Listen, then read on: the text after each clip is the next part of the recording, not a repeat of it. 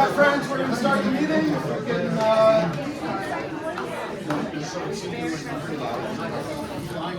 All right, if we can start wrapping up the conversations, my friends, we are going to start the meeting. I have got it. Still waiting to get in the building because everyone's online. 6 o'clock, we got to start the meeting. We're always on time. Need to be early. You can see the QR code outside. All right. So, good evening, everybody. Happy New Year to everybody. I hope you all had a joyous and not too cold and fruitful and prosperous holiday season, and have kind of been able to take a bit of a break and take a big exhale. I know for a lot of us, December is our busiest month. So it's nice to see everybody, and thank you for coming out. For those of you who don't know me, my name is Michael Morgenthau. I'm the president of the Guides Association of New York City, and happy to have been re-elected to that position and looking forward to serving in the next 2 years. So before we dive in, we have a call for new business and any addition to the agenda. Anybody have new business? Michael? I don't know if it really qualifies as new business, but it would be great if we could somehow, or the board could send out a notice to all the people that are going to Japan that will try to hook up, make a communications network. I'm happy to head it up. Yep, okay, but appreciate that. It's on the to-do list for the coming few days. Okay, so, great. Absolutely, thank you for bringing that to my attention. Any other new business or issues with the agenda? Ann? I just would like to have a discussion about the reinstatement of the Mensch Fund. Reinstatement of the Mensch Fund, okay? We can add that to new business, so, okay. All right, so, with that said, why don't we get started? Tonight's meeting is going to be a little bit different than most of our typical meetings. We do not have a guest speaker tonight, so we're going to attempt to do a bit of an open forum. We did them a couple times last year, very specifically about our best practices document that we put together for providing walking tours.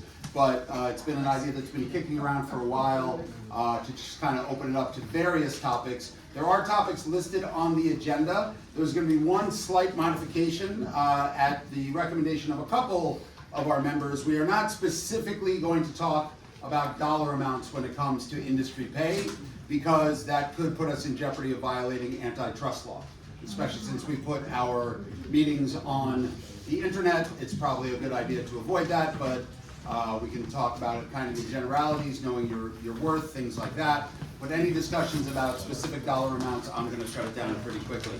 Those of you who are just arriving, there are some extra chairs over here on the right-hand side if you can't find a place to sit. Thank you very much. We appreciate you all coming. I know it's been complicated getting into this building. You can hear lots of student groups doing workshops and things like that. So, okay, so a quick reminder, a few rules of the road for the meeting. First of all, please silence your cell phones. Number two, our badges are color-coded for a reason, okay? If you have a green badge like this, you are a full GANYC member, and you can speak and address the meeting, and if we do have to take a vote on something, you are privileged to vote. If you have a blue tag, that means you are a brand new emeritus member of GANYC. Where we have emeritus members. You have a right to address the meeting. You do not have voting rights, okay? And if you have a red badge, I see a couple of red badges here, which is great. You're an honored guest. We love having you here. Unfortunately, our rules don't allow you to speak to the whole meeting, but we're happy to talk to you after the meeting, myself, any members of the board, anybody who's in attendance here. And as you all know, my one other rule, when you stand up to speak, please identify yourself, at least the first time you stand up to speak, please identify yourself first and last name. This way people get to know everybody within the association, okay? All right, so with that said, we'll launch in and we'll start with presidential remarks. So again, thank you. I'm honored to be reelected, and I want to hear from all of you, okay? One of the things that I think I can do better from the past 2 years is be a little more responsive and communicative to the membership. So feel free to always shoot me an email if you have any questions, president@ganyc.org. You can also send an email to the entire board at board@ganyc.org. But if you're looking to reach me, the most efficient way is president@ganyc.org. And looking forward to hearing from you, your ideas, your complaints, your concerns. Well, maybe not your complaints and concerns. Your ideas, your thoughts, but no, any complaints and concerns, want to hear from you as well. So before we do anything else, I wanted to spend a minute to acknowledge the outgoing executive board of the last 2 years. I'm really only going to mention the 4 members who are not continuing on the board, who gave a tremendous amount of time and dedication over the last 2 years on behalf of GANYC. So I'm going to call out these names. I see 2 people here. I don't know if the other 2 are here. But when I call out your name, please stand up. And if we could have a big round of applause for their efforts. Beth Goff, Lee Halpern, Nick Caruso, Georgia Landon, and if you want to say it in the short for a good portion of the past 2 years. Thank you so much, and don't be a stranger, and we really appreciate all of your efforts. At the same time, I would like to introduce the new GANYC board, which is a nice mix of carryover from the previous board and new members as well. So I'm going to go down the list, ask everybody to stand up. If you can applaud at the end, that would be great so everybody can hear all the names. So, Vice Presidents Catherine Hill and Rose Schmavonian. Treasurer Sarah Lyons. Our secretaries, the recording secretary Daria Walcott, and correspondence secretary Jose Rogales. And our members at large, Gary Dennis, Cherie Davis, and Christina Hansen.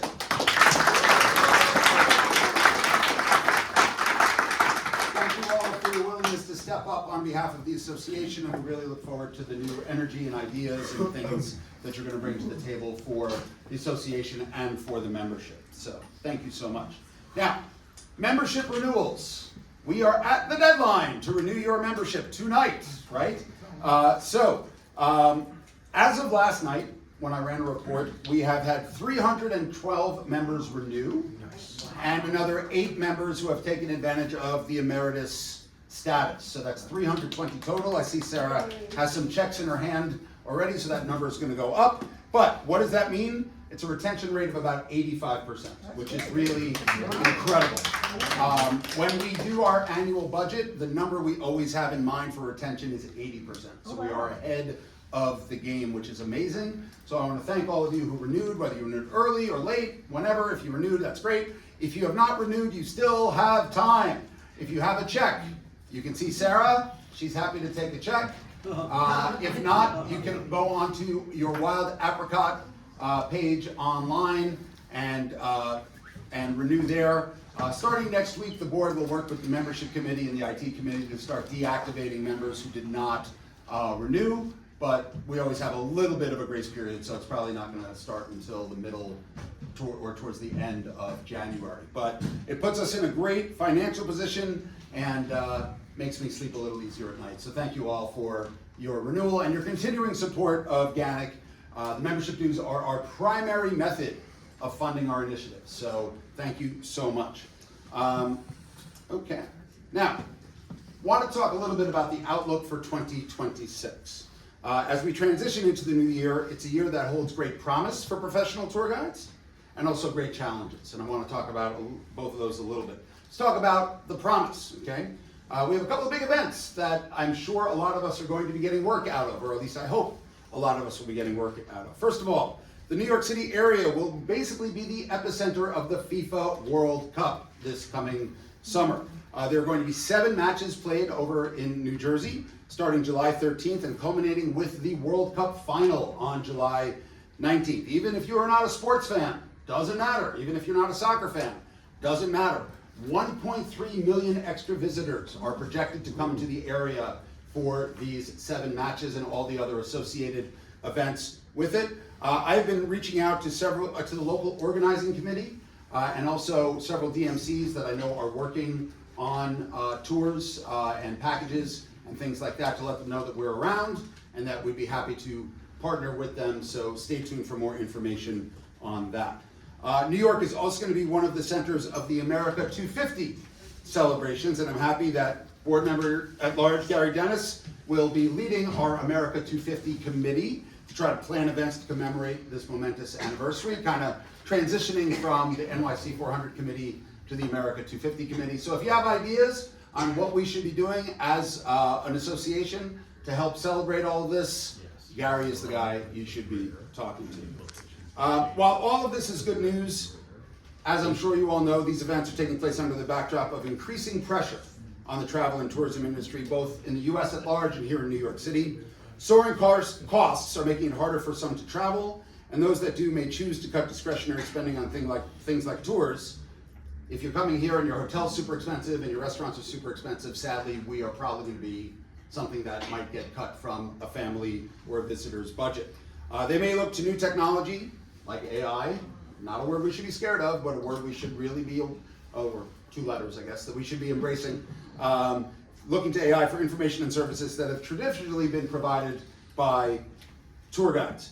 That's why it's more important than ever for licensed professional tour guides, like all the members in this room, to keep building your personal brands, keep your skills fresh and honed, and show the true value that live local guides provide to visitors to New York City.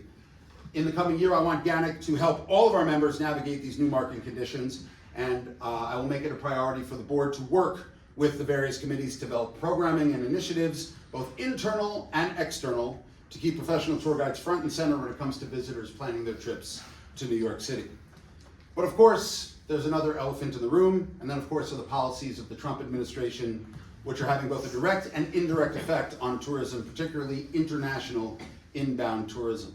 A lot of you have been posting online about this. We've been working on this behind the scenes, but as many of you know, the administration proposed new regulations that will require visitors from the 42 visa waiver eligible countries to turn over 5 years of social media history and emails in order to be admitted to the United States. If you're not familiar with the visa waiver program, 42 countries are members, including most of Western and Central Europe, the UK, Scandinavia, the Baltics, Australia, New Zealand, Brunei, Chile, Israel, Japan, Qatar, Singapore, South Korea, and Taiwan, and a couple of small places like Monaco and San Marino.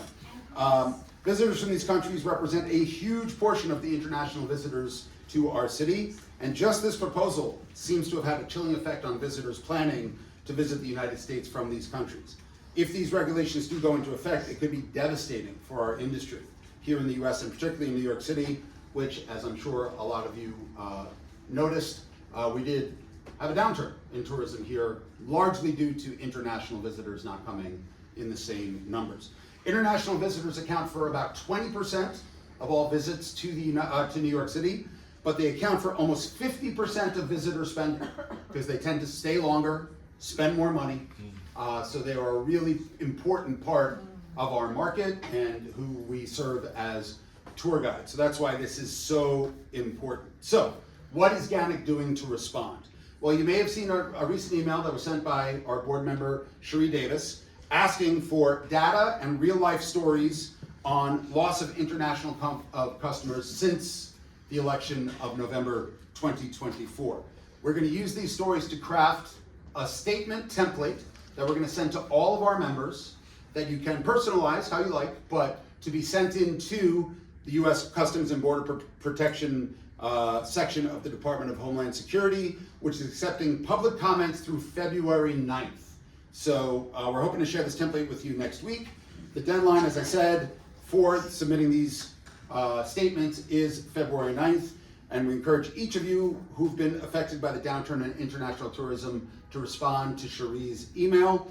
You can reach her at the email address, wecantourthat, that's all one word, lowercase, wecantourthat at gmail.com, okay? And she's asking that everybody respond by this Friday, by January 9th, so we have time to develop the statement over the weekend and share it with you early next week. At the same time, we're going to craft an overall official statement from the Guides Association that we're going to share with politicians, other government officials, as well as tourism industry officials as well.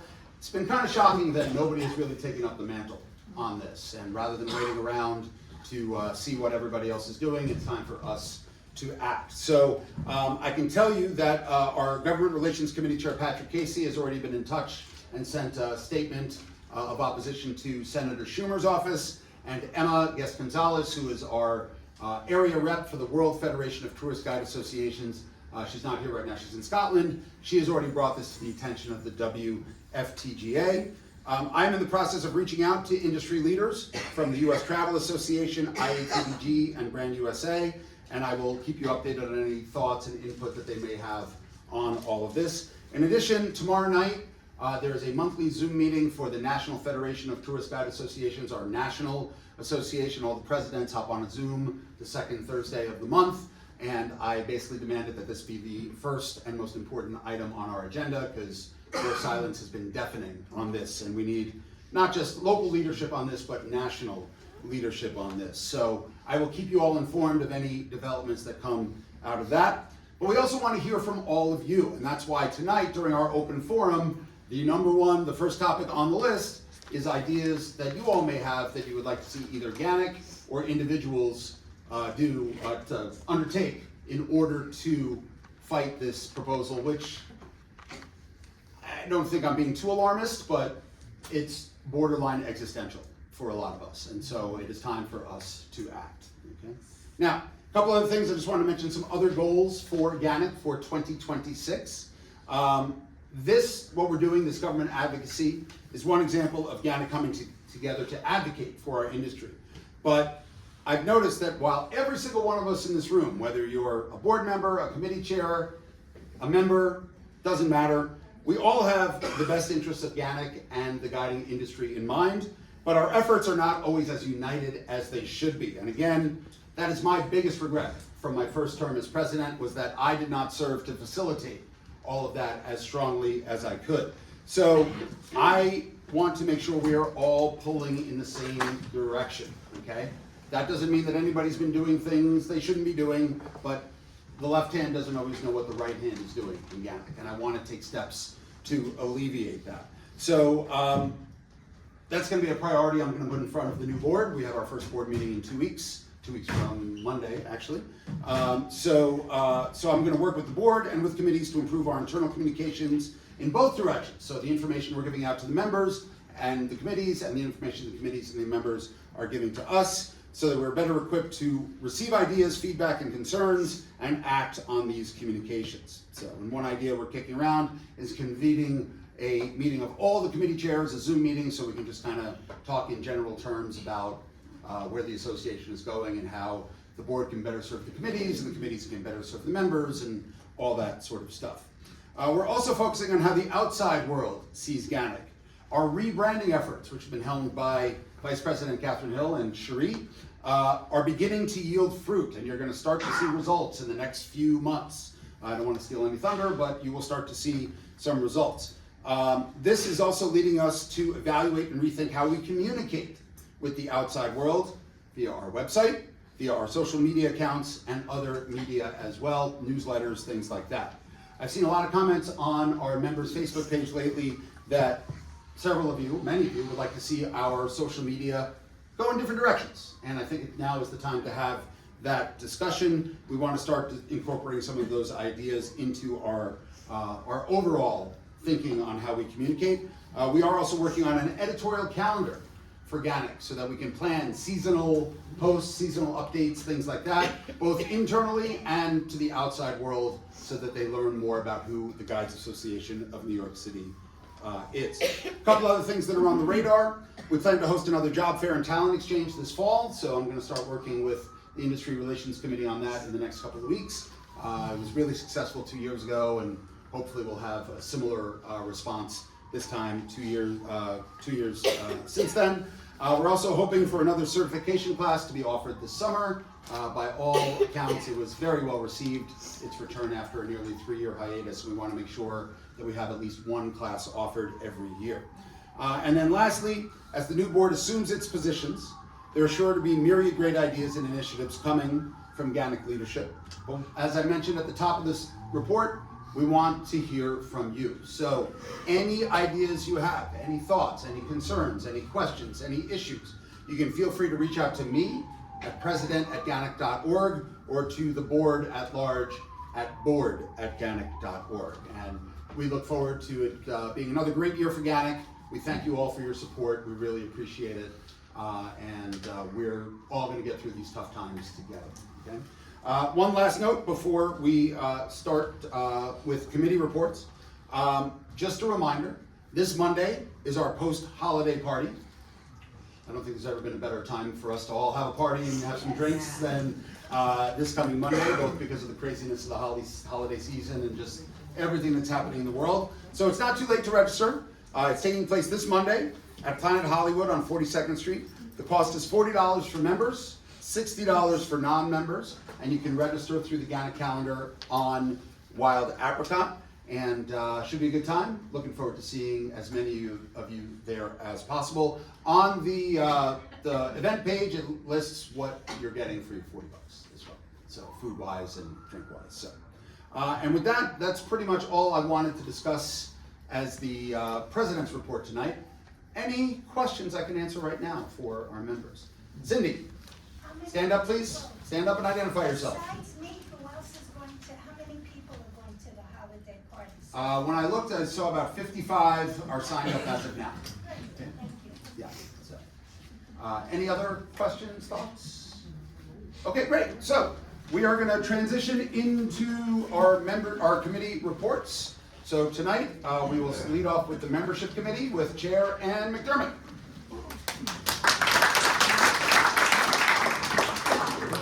Hey everybody, Happy New Year. I'm glad to be over the flu, yes. I myself am very glad to be over the flu.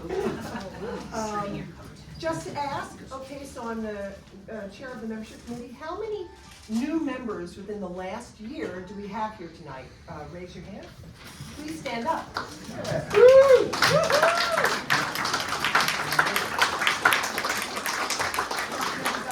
And we really appreciate your joining us and hope you're going to join more activities. Now, Tony, where are we going after the meeting? Yes, Tony, my Tony name's did Tony DeSante, and we set it up. There's a place, it's called Taylor's Pub. Just take a left out the door and across the street, and it's right there. So after the meeting, we should be able to get to Taylor's quick. Give him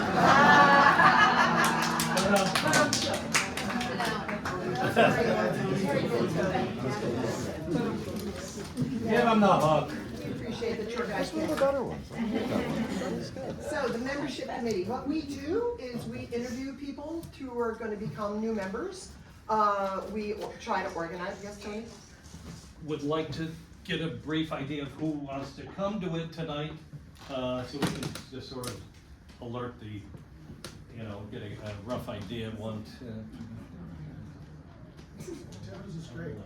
But the Caledonia Club has their events. And it's right across the street. Thanks, Tony, appreciate that. That's one of the things the membership committee does. We try to organize social events for us all to get together because there's no better resource for guiding than other guides.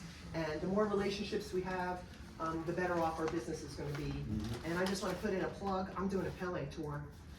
So if you know anybody who's coming for the World Cup and they're interested in Pele, I used to work for him many years ago. Fancy. He's a nice guy. My cousin in Scotland, however, lost this autographed soccer ball that I got him. Why didn't I get an autographed soccer ball for me? I didn't. I was handing them out. Pele's office. Any case, all right, the membership committee, we interviewed 5 people. Or we have 5 new members as of the last meeting. We interviewed 5 new people, and we have 4 people listed for this month to become members.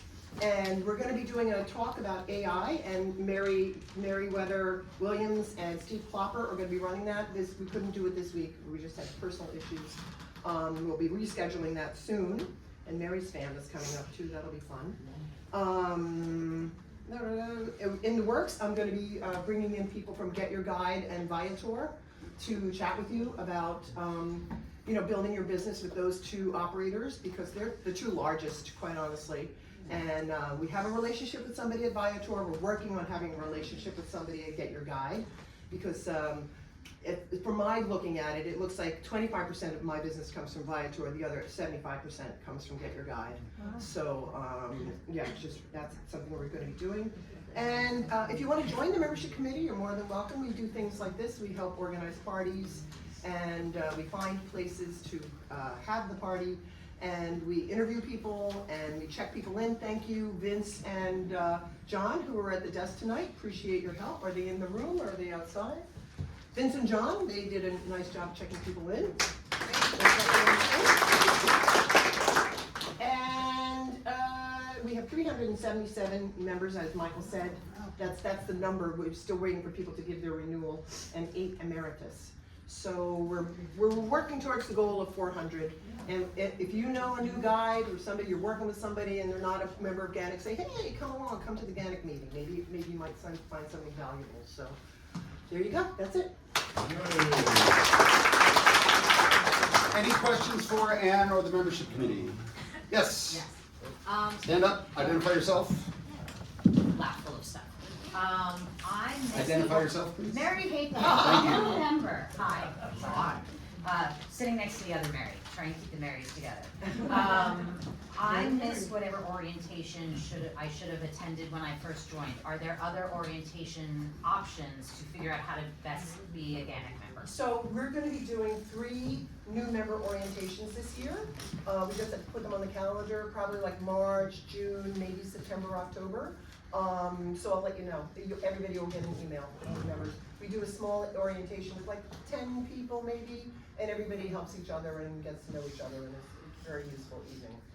We talk about committees, what the committees do. Yes, Ellen? Ellen Simon, the first thing is, I'm sure it's not legal, the second thing we probably do. The first thing is it possible to have a flyer where people take the exams? The licensing exams, or is it possible to have some kind of a sticker or a flyer so people who are taking the exams can see that there is a guard association in here?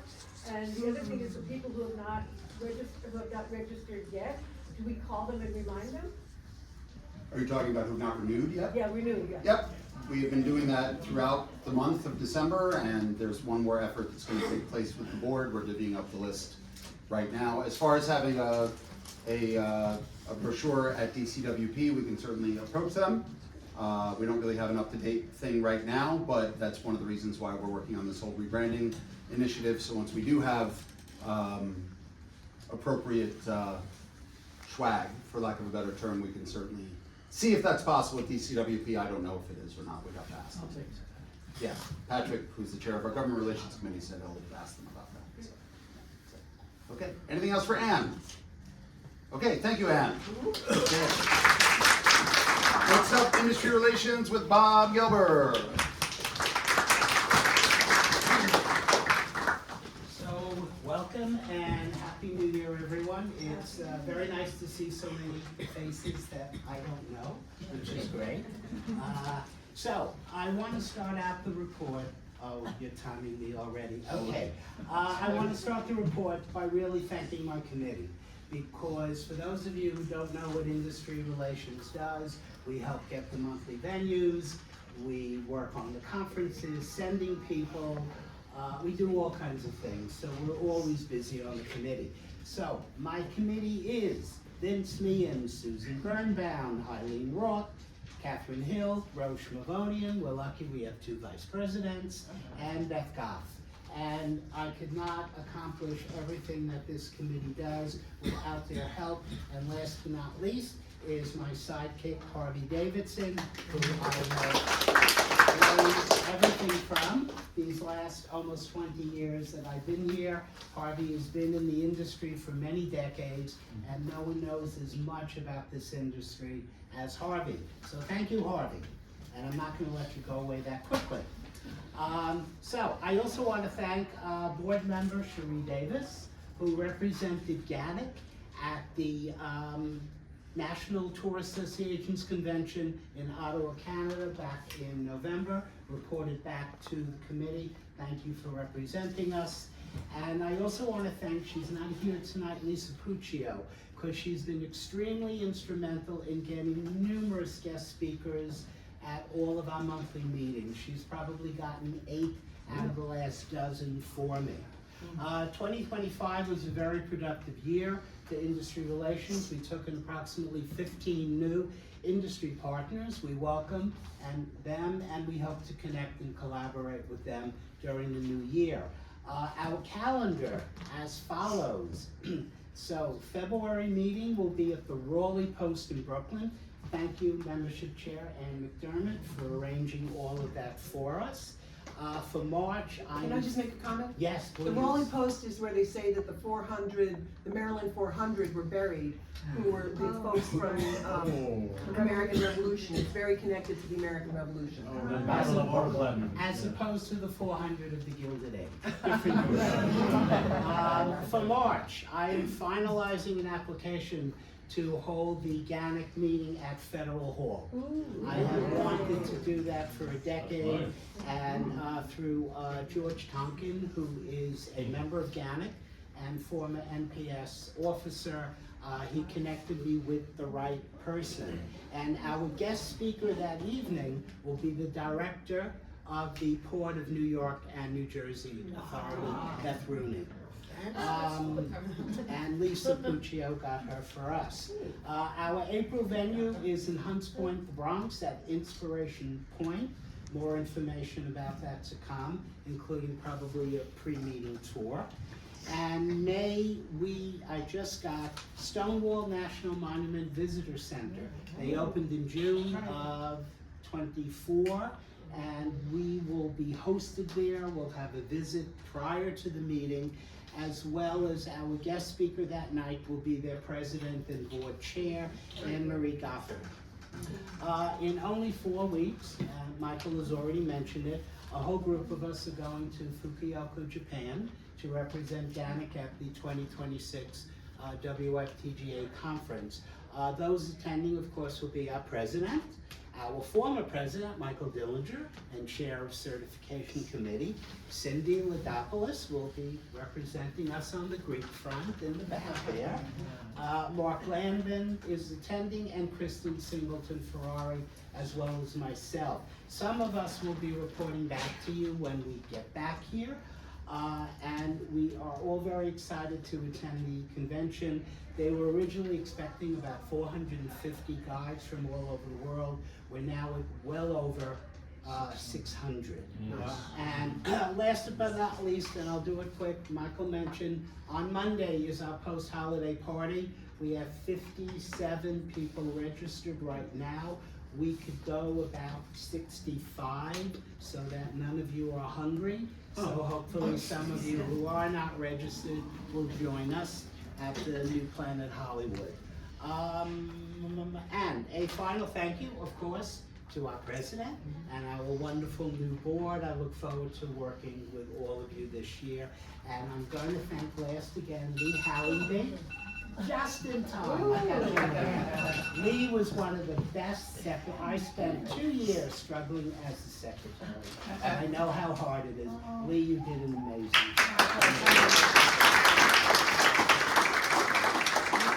Okay, do we have any questions for Bob and the Industry Relations Committee? Andrea? Yes. Hi, Andrea Coyle, I'm Merida.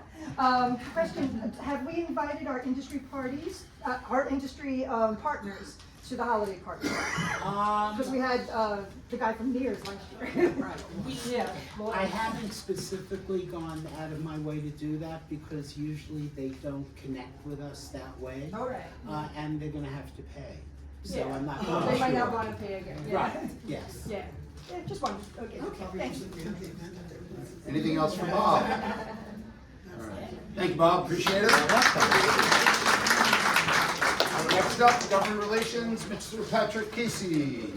Hi everybody, Happy New Year, welcome to the new hellscape. Okay, once again, the federal government is looking to drive a stake through the heart of American tourism. Now, given the agenda and that this topic is going to be discussed in a more open forum, I'm not going to hammer everybody with the points that I brought up. I will bring them actually up as we go to the open session. That probably makes more sense. But I do encourage everybody, as these talking points are brought up and drafted, you've got to write your Congress critters. seriously, they dropped this bombshell in the early part of December, giving Congress only 2 weeks, and then of course Congress is gone, and Congress only got back Monday. We still have until February 9th. Now that's a lot of that. I expect everyone to write their elected representatives. I've already written Schumer, Gillibrand, and Richie Torres, who is my representative. I hope everyone will do the same.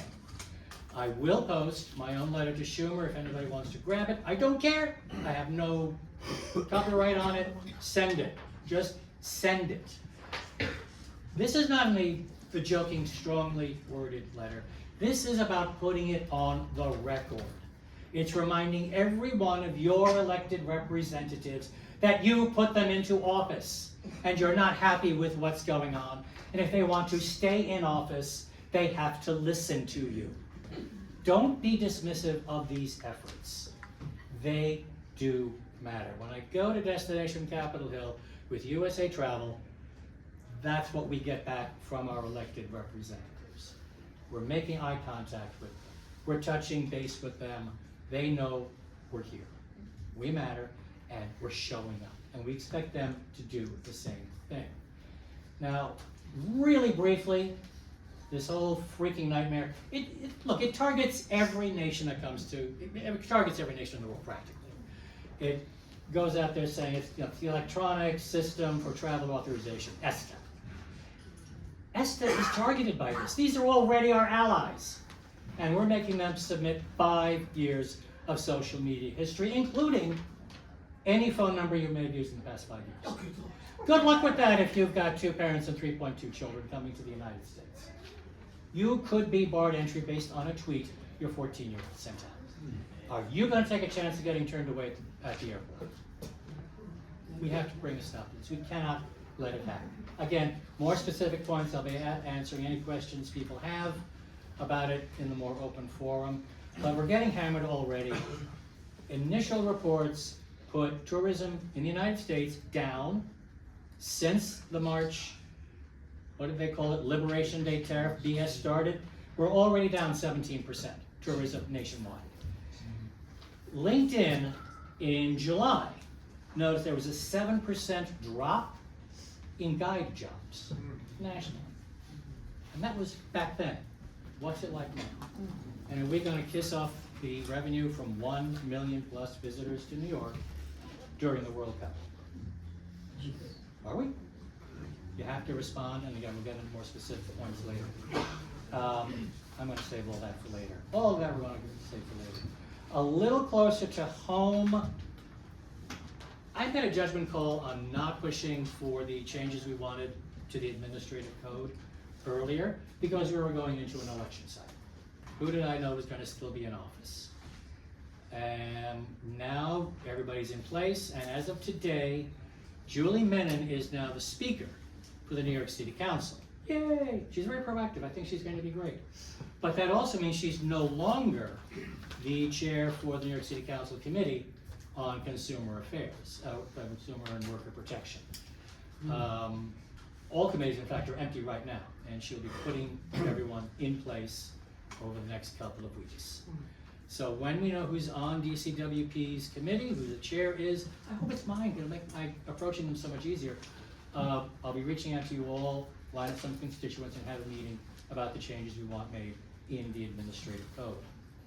As the new year cranks up, the Government Relations Committee is scheduled to have a meeting this Thursday, 15th, by Zoom at 7 o'clock. If anyone wishes to attend, send me an email at governmentrelations@GANYC.org, and you're invited. It's okay, even if you only stay for the one. The more people we have getting involved in this means the more council members and representatives we can reach out to. Yes, I used to do that, and I hated it. I understand your pain, Darren. You are in pain doing that, right? No. He delights. Okay. All right. That's it for me for now. If you want it in on the meeting on this Thursday by Zoom, just email me. Next. Next. Questions for Patrick? Sarah? Hi, Sarah Lyons. I have a question that has nothing to do with national politics, so I'm hoping that this will All politics are local, but anyway. Thank you. The Plaza and the Hotel Washington have recently gotten stricter or initiated policies of not letting people use their lobby restrooms, which is, unless I'm mistaken, still in violation of New York City law, question mark? Is this something that we want to approach doing something? What New York City law is it in violation? The one that they cite in the test. Not anymore. Not anymore? When did that, okay, I took the never test mind. 30 years ago, so. Well, when I took the test 9 years ago, it said that legally, there's a law on the books, although I'm having trouble finding it in the actual code of the DCWP right now, that hotels have to let you use their lobby restroom if they have one. And recently, the Hotel Washington and the Plaza have discontinued doing that. The Plaza has been fuzzy the whole time, but the Hotel Washington, as of a month ago, has decided no more, including in violation of ADA accessibility laws regarding people with disabilities. I will look and see if that law still is even on the books. Post 9/11, a lot of public access laws got changed. It had to And do with also public after phones COVID. too. Yeah. Cable I television. think it has something to do with landmark law. Sheree, stand up. Oh, sorry. Sheree Davis. I think it's part of the landmark law that anything that's landmark has to be opened. So maybe look into that. Yes, okay, Gary. Hi, Gary. Hi, Cindy. Oh, they're just waving at me. All right, anyway, I think it had to do with the holidays with the plaza. I can't speak for the Washington, but it was, that whole area is just so jammed up. There was a guy standing at the door. So I think it had to do with that because in November, walked right in. It doesn't explain the Hotel Washington, I doesn't explain Washington, but I think. We can look around and find out if there's any merit to it. In the back, Cindy. I personally believe in just doing practical things. Speak up, Sydney. It's Cindy. not Cindy. against the law anymore, I won't get into that. Across the street is the Apple store, just take them there. They have multi-stores, stalls, it's great, why fight, whatever. And yes, I agree, it's a security thing with the Plaza Plus, like Gary said, when you see all these people going in to see their tree, they can't, it's security, it's crowd control.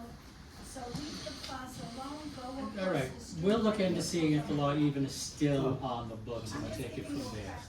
Last call for questions. All right, I know the thing was brought up about getting a flyer out at DCWP. We did try this a couple of years ago. DCWP said, no, not on premises, no. You're not posting anything of private interest. But we have a couple of connections with DCWP other than City Council. I promise you, that email will go out. If we can, I will certainly advise the board. That's it. All right. Thank you, Patrick. Thank you. Okay, next up, Education Committee, Nina Mende, come on down.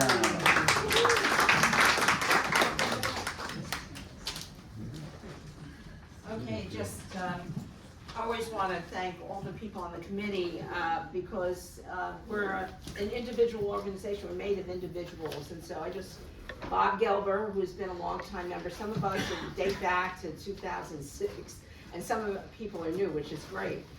Jeremy Wilcox, John Semlak, Lisa Puccio, Susan Birnbaum, Eileen Rourke, Mark Catapano, Sarah McGrath, Suzanne Reisman. Lee Hallingby has been our magnificent board liaison, and Michaela Fagan also. You know, we didn't get a chance to know her, but she, you know, we miss her. And I want to just say we're getting into our 250th anniversary, and we're looking forward to, you know, developing program in conjunction with the 250 committee. And our fam tours and visit and site visits and site inspections and pre-meeting fans have been a part of our organization since our founding, and we're going into our 52nd year. So just so you know. And I want to give a shout out also to Lee. I said that before, for just brilliantly serving as our liaison for this past board. And congrats to Education Committee's Lisa Puccio. She's for being chosen our next Apple Awards Guiding Spirit for 2026. And she really deserves it. She's been really working really hard for everything. And tonight, let's see, so we had a busy January. For guest speakers, we have, our schedule is filling up. It always fills up. We're so proficient at it. But if you have a suggestion for a guest speaker, please contact the Education Committee. And eventually, they'll get on. And sometimes we do it by PDP. You have to think creatively. Sometimes it can develop into a fam tour. If you know a resource, just let us know about it. And we have a busy January 2026.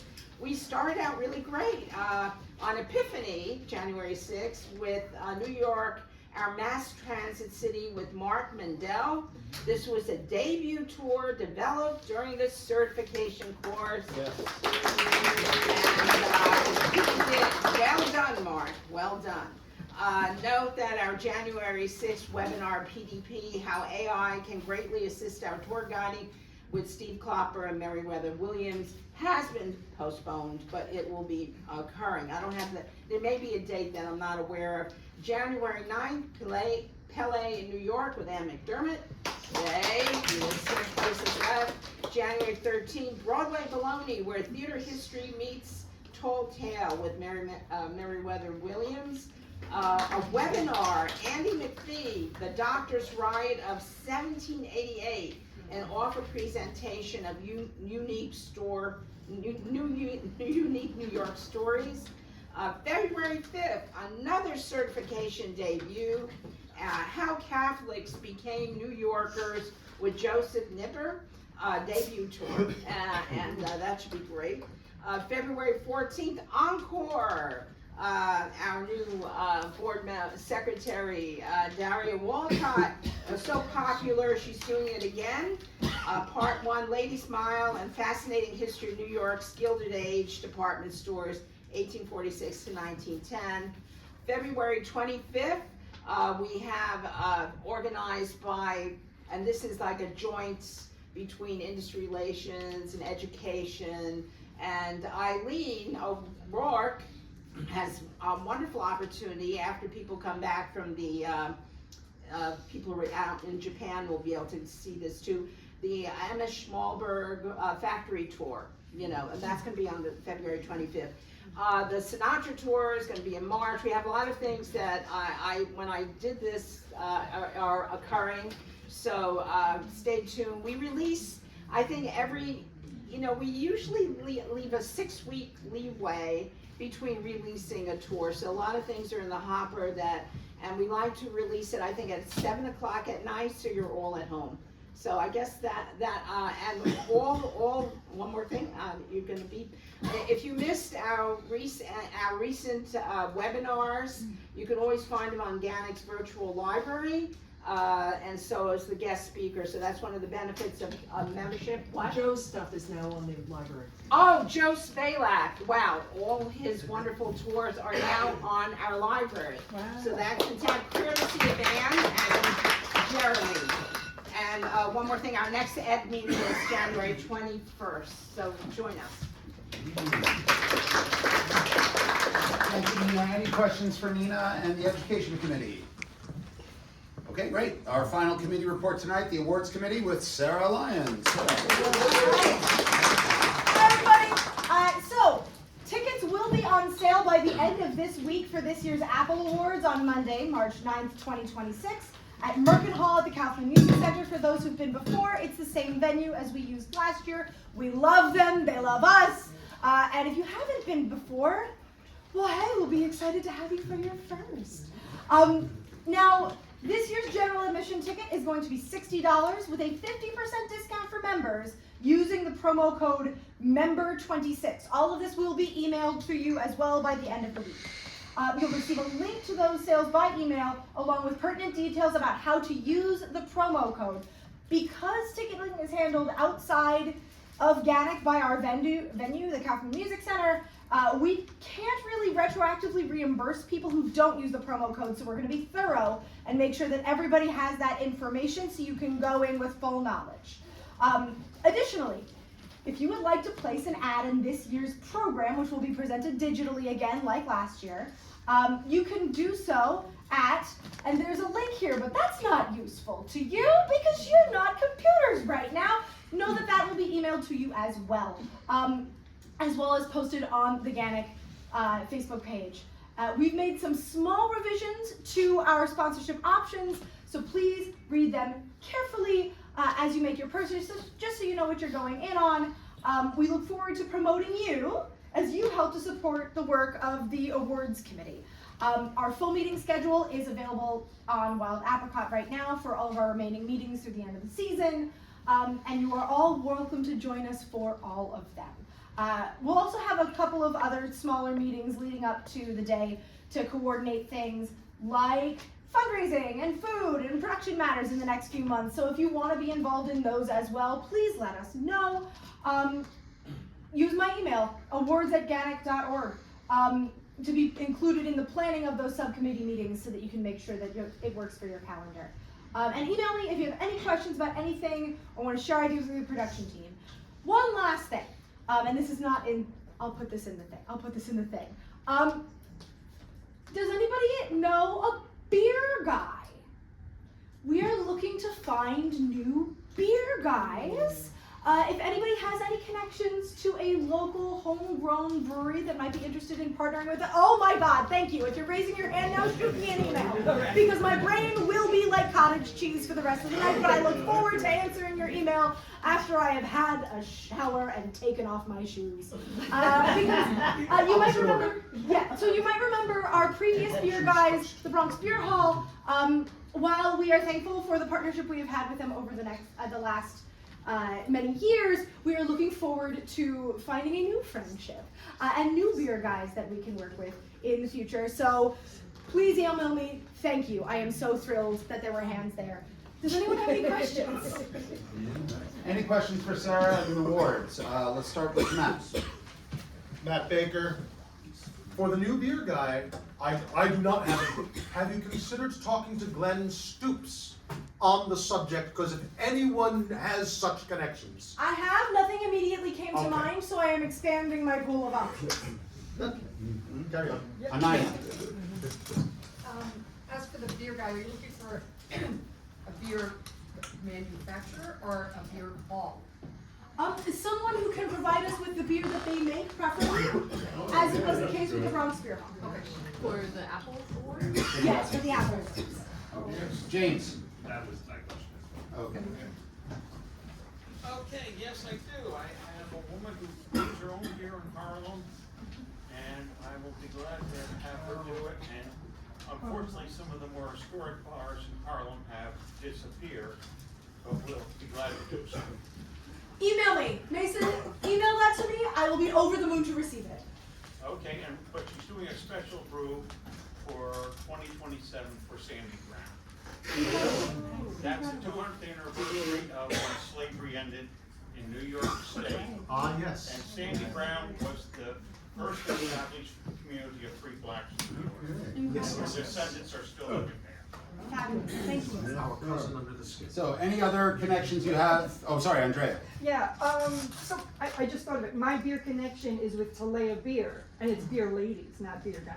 But I don't know if that's conflict of interest because they're up for They an are award, nominated. so that might not work out. I would I don't know. personally, Yeah. if possible, I would prefer to work with them on a future date on a future thing. Right. And just let them relax on their day. Yeah. But I do love a Talea sour, so like, I'll keep in touch. All right. Okay. Anything else for Sarah? Okay, those of you who have not been to the event, it's a wonderful event. It's always so much fun. So highly consider joining us March 9th, dressed to the nines, and it's always a good time. So, all right. Thank you, Sarah. Okay, so we are now going to move to the open forum section of the meeting. We're going to go kind of topic by topic. We don't really have a specific template for this, but we just want to get a free-flowing discussion of ideas, concepts, potential workaround solutions for any of these topics on the list.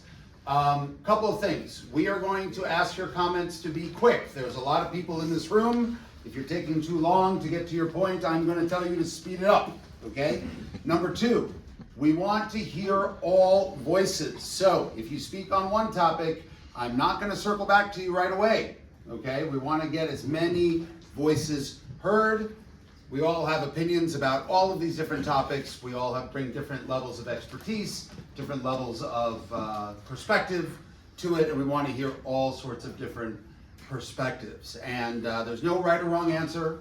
Please don't criticize anybody for any ideas they may bring to the table, and hopefully we'll yield some good results from there. Again, first time you speak, please stand up and identify, anytime you speak, stand up, but identify yourself first and last name so people know who you are. And again, only people with blue and green badges, please. So, we are going to start with talking about the administration policies that are hurting tourism, and I promised that I would give Cherie the first chance to speak. So, Cherie, take it away. Hi everybody, Cherie Davis. I sent out an email on Sunday morning requesting that you give any ideas, stories about how international tourism has affected your business. As we know, if this proposal goes through, it could have devastating consequences for the profession, city, and the country. And I am working to compile a letter that will be able to be sent out. So the things that we're looking for, the questions that were posed, did you have any international visitors cancel that have come to the US on a regular basis? This can be whether it's groups, private clients, FITs, corporate clients, whatever category, as long as they come from outside of the United States. We're looking for numbers, we're looking for facts, we're looking for personal stories. I've had a couple of people who have already responded. So we're looking for things like, what percentage of regular international business have you lost? Example, last quarter, down 30%. Group business, historically 14 groups a year, now down to 8 groups a year, a decline of 6 groups, 43% down. That's just for one person who responded. What percentage of your business comes from international guests, and how has that changed since November 2024? An example, one of the people, my largest tour group canceled an estimated $7,500 just in December alone. He's the largest international tour operator and biggest client that this person has in Europe. And from this tour operator alone, he lost over $20,000 in annual revenue, and down an excessive amount in student tours. If you have any clients who canceled specifically citing the current administration, please share those stories. If you don't want to name the person, just say what country they're from.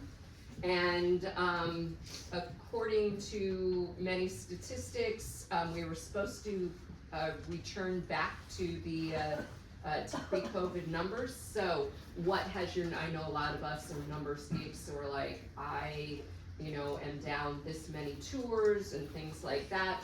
I have one person over the last calendar year, I've seen a 20% decrease in income in hours, even with only a 3% decrease in the amount of tours and days I worked.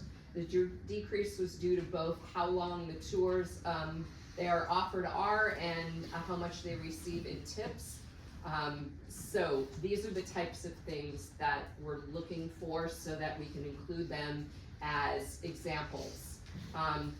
And I'm definitely really looking forward to what you have to say, but if you've already sent me in some numbers, please let other people speak, and then we'll go on. You know who you are? Okay.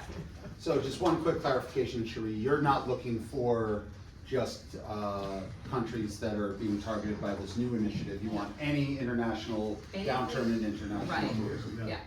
Okay, great. Gary, then Michael. Okay, so one thing is if you're on Viator, it'll tell you where your customers are coming from and it'll give you the up or down if you go to the performance section. So that's just, that's what you're saying.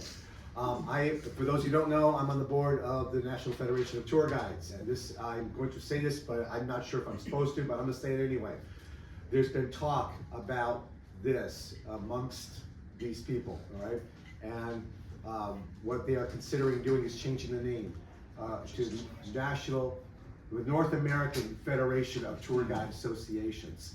And their logo will include Canada and Mexico, because we have seen a big drop. We could all say that, right? We all seen a big drop in Canada, right? So that, to me, just became very important, because like you said, there's been a lot of silence from them on this.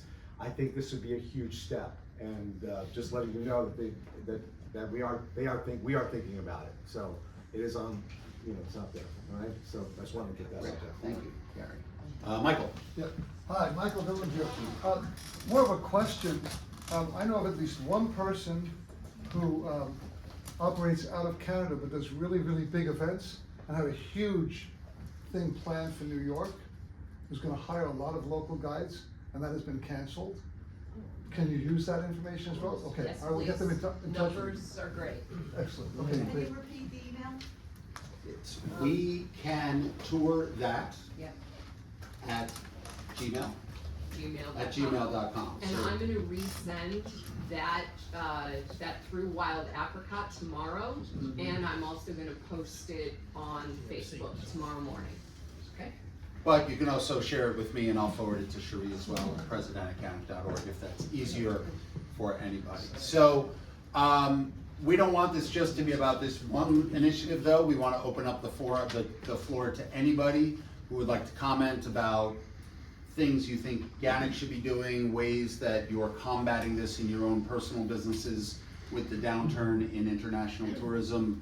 This is our chance to share information with each other, share ideas, develop strategies. You've heard what we're planning kind of at the official level, but we want to hear from you what you all are thinking, what you're worried about, what you think we can do, what you're doing on your own. So happy to hear voices. We'll start with Patrick right here. Just a really basic question as we get into this, and then we'll circle back just for a second. Does everybody know what we're talking about? You're all familiar with the screening of social media, the gathering of public, yes? Could you just give us the architecture of how how it originated and how? I can't tell you how it originated except A Drunken Fever Dream by Christina. That's my best. Where did it come out? Which part of the? Posted on the U.S. Customs and Border Patrol website. It's from the U.S. and it's not an executive order. or No, anything. no, no. Nothing like Not that. yet. Executive orders are not laws. Yeah. All right, can we wake up about that? Yeah. Executive Yeah, orders no, are just- not laws. No. And yes, this is coming out of Customs and Immigration Control, and this is Christina. And it's submitting 5 years of social media activity, including any phone numbers you may have used in the past 5 years, for your entire family. It's ridiculous. Of course it's ridiculous, it's cumbersome. And think about your own civil liberties. You now have a government agency collecting your information as well. You think they're going to stop at tourists? Of course not. There are no safeguards on this information. There is no time limit on this information. There is no, you can have it, you can have it, you can't have it. No, there are no controls. Not only does it threaten tourism, it threatens civil liberties on every level. That's what we're fighting. That's what we're asking you to participate in. And quite frankly, there isn't really a country of any commerce that isn't on this list. They're going after the ESTA and anybody else who isn't on ESTA. Okay? A suggestion, Yep. as we talk about addressing it. Fortunately, we have Zoran Mandani as our mayor. I see this as a tremendous asset. And we're New York. We've always been regarded by the other 49 states as this weird little place off the northeast corner of the United States. I think we should exploit that. We are New York. Any marketing, branding, I think have the thrust that here you are welcome. Here you will be appreciated. Here you'll be treated as a human being. Push it. Other states want to do something like that? Fine. I think it's paramount that we do it first. We are New York. We are the city that has what went by from my guiding days, 20 million pouring in through Castle Clinton and Ellis Island. We gotta sell that. And how many of you are newly arrived? How many of you are first and second generation? Sell it. It's what you are. The world will welcome that. I'm just curious. Stand up, please, yeah, stand yeah, up. I'm curious in terms of what other organizations you are where their stand is, because this is pretty, the Bar Association, the ACLU, organizations. Bar associations, think of them as fraternal organizations. They generally don't do anything unless they're kicking the ass. And they don't consider this a big enough kick. They don't. U.S. Travel Association did put out a 2-paragraph statement, not liking it and very upset that the tourism industry was not consulted on this. We look forward to working with the administration. How about the ACLU? AC. I haven't heard from the ACLU, but then again, they're also busy with damn near's what else. I'm more curious about other tourism organizations like the ABA or SIDA or any, everyone knows nobody listens to tour guides. The ultimate redheaded stepchildren of an industry where we're the first face. I know, we're the foot soldiers So, until. who do they pay attention to? They pay attention to the numbers of people in hotels, the number of people riding buses, anywhere where numbers are recorded. Convention and visitors bureaus. Can we find alliances among the organizations that actually do have an ear better than we have ever had? Well, as I mentioned in my report, I'm starting to reach out to all sorts of tourism organizations. CITO's on my list. I hadn't thought of ABA, but we'll put them on the list as well. And certainly NYC Tourism and Conventions, Brand USA, which is the Brand USA, the yes. the DMC for the US, and the chair or the CEO of that is Fred Dixon. So obviously he knows who we are. Fred Dixon's the former CEO of NYC Tourism and Conventions, and it was always an advocate for us when he was in that position. So yeah, we're starting to get the word out, but the biggest thing is we need to finalize our message before we start really going out to those folks. So by next week, we're hoping to have the message, both the one that Cherie is developing that everybody can use. And by the way, one other note about that, it doesn't just have to be from tour guides. This affects the bottom line of New York City. What's the statistic? Tourism lowers tax bills for New Yorkers by something on the order of $3,000 per year. I don't know, it's a little less than that was the last statistic I read. So feel free to share this with everybody you know and encourage them to speak out about it and the deleterious effects that it's gonna have on tourism and the New York City economy at large. But yeah, once we have our message finalized, gonna scream it out to the whole tourism world. But if you have any specific suggestions on places we should look, like I said, I hadn't thought of ABA, but we can put together a list and start reaching out to folks, some of whom we have better connections with than others. Is Pete Pantuzzo still the head of I ABA? believe he is not. I Okay, believe because he was great. Yeah, I believe there is a new head of ABA. since deceased. Oh, Pete passed away? Oh, I have no idea, that's terrible. He was a lovely man. I saw another hand up somewhere. Yes, Ellen. So I'm a tour director more than a local tour guide, and I can tell you that they're also charging now $100 per person to go into any of the national parks if they are not American.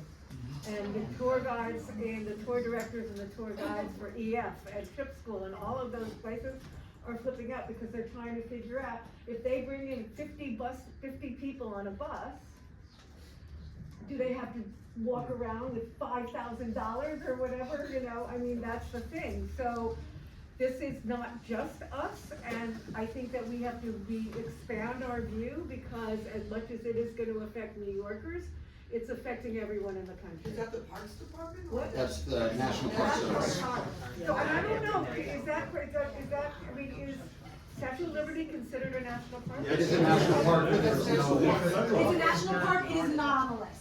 It's not on the list of increased fees. Yellowstone is, all of the Southwest. Basically, any national park where a tour operator would need a commercial use authorization, a CUA, those are the ones that fee, and my understanding is that fee is going to be imposed, but like with many things with this administration, it hasn't really been discussed how it's going to be So what administered. about something like EF?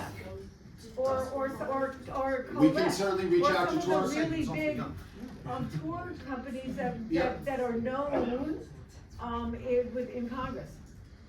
NTA. NTA, yeah, we certainly have Because they connections now with connect. NTA, but yeah, I mean, that's gonna be our best way to reach out to multiple tour operators is through the trade associations. But if we have personal connections to anybody in any of these companies, happy to include them in a purposeful, specifically targeted, email. So, Kat, Kat Scaglio. Piggybacking on that, I was it's a wondering. little bit of a weird acoustic room, so please project. Project a little more. Yeah. Wondering about working with any other cities that might have our controlled districts, like Gillibrand and Schumer can't do shit. Like, they got no power. Are there, do we find the tour guides of Dallas and help them in their advocating to their reps? Well, like I said, tomorrow night there is a Zoom meeting for all the presidents of the different associations. I basically insisted that this has to be the #1 thing on the agenda for tomorrow. So I can't say that I've heard from any other association presidents yet in terms of if they're planning to do anything, but we're gonna get the ball rolling on this. Yeah, I mean, it's all hands on deck, and we don't want to assume that Schumer and Gillibrand and other elected officials have no sway. They need to hear it anyway, but yes, it's basically going to anyone and everyone that we can reach out to on this and sound the alarm bells, so to speak. So Can I just say one thing? If you guys can send out a template, because. that's what we're working on. That's exactly what Cherie was just talking about. Yes. So, okay. Anyone else? Yes. Hi, I'm Meriwether. I'm brand new, so if I don't know what I'm talking about, just ignore it. I have a background in television where we do a lot of counter programming. So this is kind of hopping on your idea, Patrick, and this is the bad version. You should still come to New York. We hate them too. If there's any advertising budget or marketing budget, but if there's a unified sort of push where it's like we are trying to say we aren't the rest of, we are New York, and New York is New York. That's just my idea about counter-programming the bigger message from the Trump administration. That's a great t-shirt. Yeah, please. I think it's a great idea. Think about that for 1 second. We can jump up and down and say, we're against, we're against, we're against. Who cares? What are you for? Well, What you're for New York, Exactly. obviously. That's it. So I love the fact that you say, yeah, we hate him too. So we admitted we're against him. But the positive on that is, you're welcome here. We hate him too. So you're welcome here. We hate him too. That's it. That's great. And think of how you word your correspondence when you're ready to send it out. And as we get involved in these various PR approaches, I think we're already hearing from a lot of pundits that the Democrat notion of we're against this and we're against this is falling flat with the voters. And we're all voters. And everybody we're reaching out to is a voter. And our customers are all voters. So if it's going that flat, there it is. That's not going to work. So, give them the alternative. We're against him, so we're welcoming you. Building on that. One thing I'll mention, and Cindy actually posted this a couple of days ago on our website, on our Facebook page. Some of you might remember the video we put together for the bid to try to win the WFTGA conference back in 2000.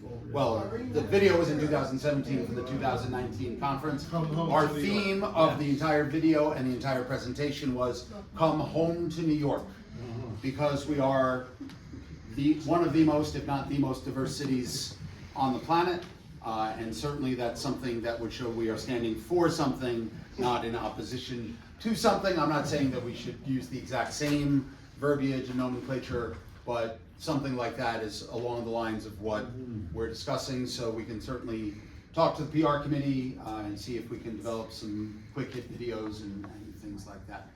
Mason? Yes, we have 2 events coming up that are gonna be important this year, and my answer is. Speak up, please. It's a little bit of a weird acoustics in this room. 2 anniversaries coming up.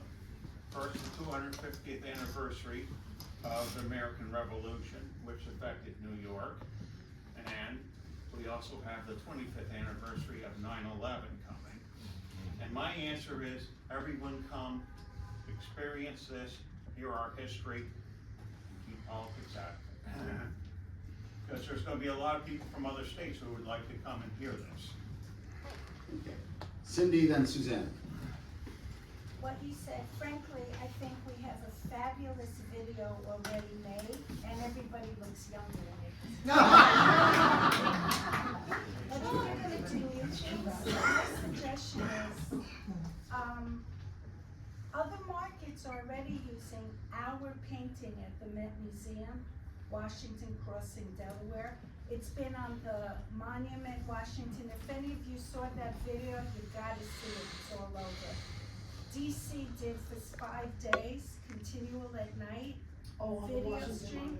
We have, a lot of New York is there. Sorry, Cindy, I'm gonna stop you there. What does it have to do with these policies that we're trying to Because fight? you're talking about videos. My suggestion is we do a group shot in front of that video. The president or the head of PR says, come to New York.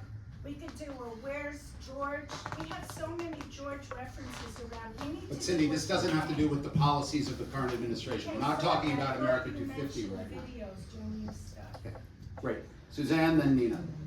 Hi, I'm Suzanne Reisman. Just to throw an additional fun wrench into this, I am seeing a lot of calls for people to actually protest the FIFA and all the 250 events, not only internationally, but within this country. And so that also adds on to the administration's problems, particularly after the latest incident today with ICE. People are saying we should call for boycotts. Well, the Olympics doesn't impact us, but we have to also be aware of the other things that they're doing that are causing people to not want to come to even events that you would think they would want to come to, in addition to having to give 5 years of data that can't even really, I mean, it's not even realistic to provide that. So just another thought to keep in the back of our minds as we're thinking about how that administration's policies are impacting us.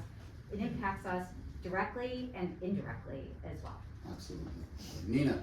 Yeah, I would say that this is just not only a Democratic issue. That would be a mistake. This is a bipartisan issue. There are people in this room who might have voted for Trump, and, you know, that's fine. You know, I have family members, but this is against the Bill of Rights.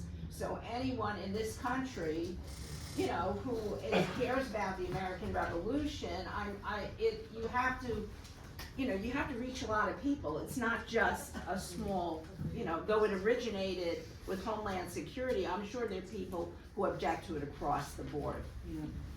Patrick. So I'm Patrick van Rosendale. I Step forward a little bit so everybody can see you. Sorry. Hey everyone, I'm Patrick van Rosendale. I was wondering, do we already know how they're gonna gather the 5 years of information? Well, the guest is expected to submit it. How are they going to do it? The question Because is, how are they going to gather all of this information? or how do we have to present it? Because This is part of the problem with the Trump administration. They have not articulated a way that's going to be submitted. You are, at this point, if you are planning to come to the United States anytime in the foreseeable future, you are expected to have your social media available, possibly requested at your entry point. It could be that even. They simply have not articulated how you're going to be submitting. They want passwords. Okay, hold on, Stop. guys. We need Stop. to, I'm going to call on people. Please do not speak until you are called upon. Yes, this has been brought up already. We've already seen it happen at airports. Certain travelers who already are on DHS's radar are coming through customs and they're being told to open their phones. And their social media is scrolled by customs. Will that happen with everyone coming in? Entirely possible, because again, We have a proposed policy with no methodology explained yet, which makes it all the more frightening. Patrick, I'm Patrick von Rosendahl. I'm curious, since most of your business comes from the Benelux countries, what are you hearing from your clients about this? I mean, the good thing is I have more free time, so I'm able to come to the meetings. I had 2 resolutions this year was lose weight. Didn't start off very well, and come to the meetings more often. I'm off for a good start. No, I mean, I see 2 things in my business. I'm very specialized on the Belgian market and the Dutch market and the French market. That it's like, I have a huge community of the LGBTQ plus community that says like this year, forget it. We are going to Japan or another country. But I see also, and that's a positive thing, it's like the high-end customers. They take advantage of the dollar that's very weak. So they say like, okay, instead of doing a public tour, I got more private tours booked, and I'm not cheap. I'm actually very expensive. But for them, all of a sudden, I'm like 20% discount almost. Because the euro against the dollar is 1.17, and so they so I have more private tour bookings. And also I see this as a big opportunity to be more active on social media and to advocate and I recommend everyone to doing the same thing. It's like now it's a time to speak up and because we as personal brands, we don't get criticized as much as tour operators. This is like a big problem for my European tour operators. They don't dare to post about New York or about the United States because they're hiding behind the logo, and for people it's very easy to criticize a logo, but it's very difficult to criticize a tour guide that is showing their family, that's a personal brand, that is affecting the small business. So yeah, that's my 2 cents. And I'm so happy to be back. Anyway. I think I was gonna page off that. My own Dutch relatives are telling me they're scared as shit of what's going on right now. They're obviously not planning any visit to the United States. And my wife has an enormous amount of family there. Fear. I saw Jared's hand up in the back. Yep, Jared, the NYC tour guide, last name .com. They're requesting social media passwords. Open your phone. Yeah, I mean, there's a lot of advice online about how to get around that, but it's, it's kind of tricky. It's, at the border crossings, at immigration stations, not the same laws don't apply there as they do here on the grounds of the United States in terms of First Amendment rules and things like that. People have put out information saying, don't bring your regular phone, get a burner phone when you travel abroad, or make sure your phone is turned off when you arrive into the country. It's hard to know what would work, what would not, but the bottom line is, if this goes into effect, people just aren't gonna come. Yeah. That's the bottom line. Regardless of the larger issues of, Big Brother watching you and lack of civil liberties and things like that, for our purposes here in this room, affecting our bottom lines, tourists are not going to come to the United States from outside the US if this goes into effect. So what they're asking for, as Patrick Casey just said, hasn't been fully determined yet. And of course, it's kind of port by port, basically, what their enforcement techniques or procedures are. So the bottom line is, now is the time for us to stand up and fight against this with every fiber of our being. Anne? Can I just make a suggestion? You can stand up and make a suggestion. Can I just make a suggestion that we move on to the other topics? I want to give this a few more minutes because I think this is an existential issue for us as an industry. But there's kind of nothing we can really do about this. We're sharing good ideas right now. We will move on in a few minutes. Thank you, Anne. Jose. Hello everyone, Jose Rodales, or Rodales, pronouncing this correctly.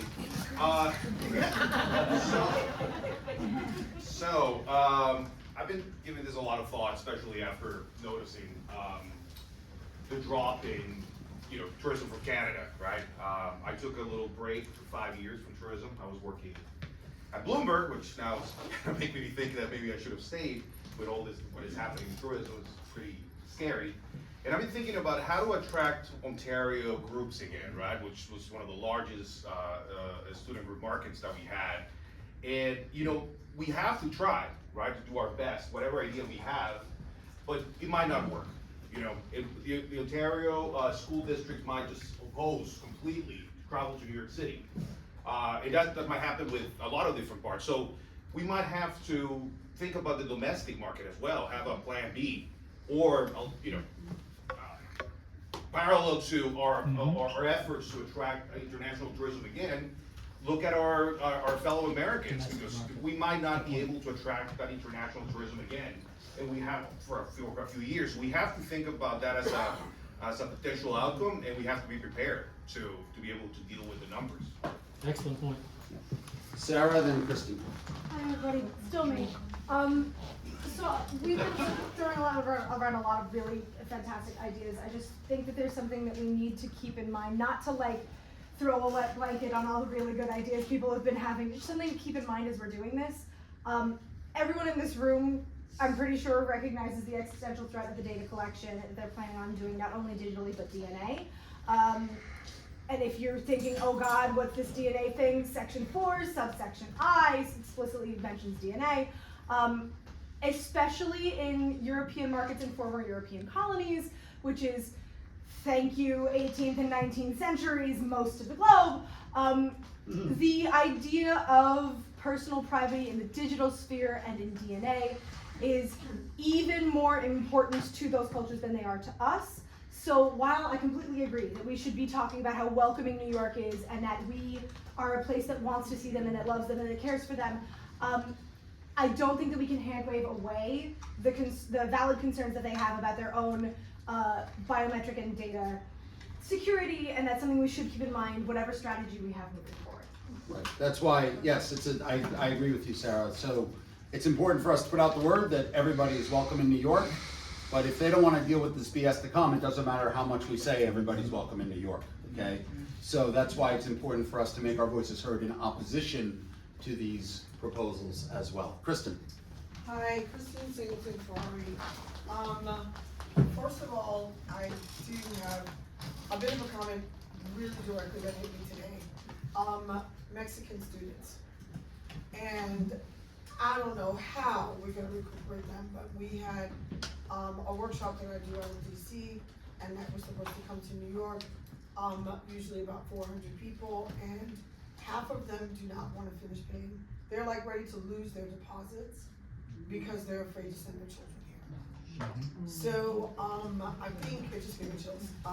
I think it's really, really also, you know, between this idea of IDing people, etc. I speak Italian, and my Italian guests with ESTA are always kind of freaked out, and they're like, Christine, what do I do for my ESTA to go? You don't need to go back home. You're here.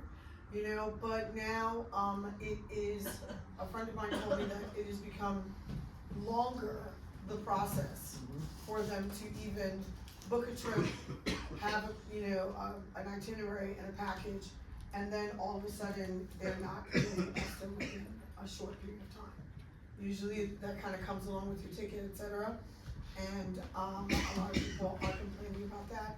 And the prices that we have here in New York. You bring a family of 4 here from Italy and you have certain expectations, etc. So if you put that on top of the fact that you're gonna, you know, have my family dumping out information, or I'm gonna be embarrassed, or, you know, crucified because of, you know, some phone calls or emails or whatever, that's not a good thing. But these are 2 really specific sort of markets that I noticed, and when I got that news today, about, you know, huge school groups and a lot of people deciding to not send their children here, even if they're just of Mexican descent, Hispanic descent, etc. Yeah, the high school band I worked with for Thanksgiving this year was from the LA area. They were all of Mexican descent. Yeah. That was the day that the protesters blocked in the ice trucks down on Center Street. That was the day they were shopping in Chinatown.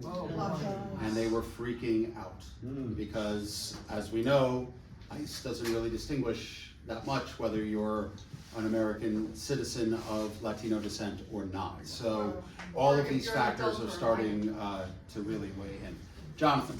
Hey, I'm Jonathan Turner. So normally when Patrick does a call to action, I feel a little bit left out because yes, I moved to New Jersey. So I don't. You have a senator, you have two senators. Well, no, and that's the point that I wanted to make, is normally I can't reach out to your council member.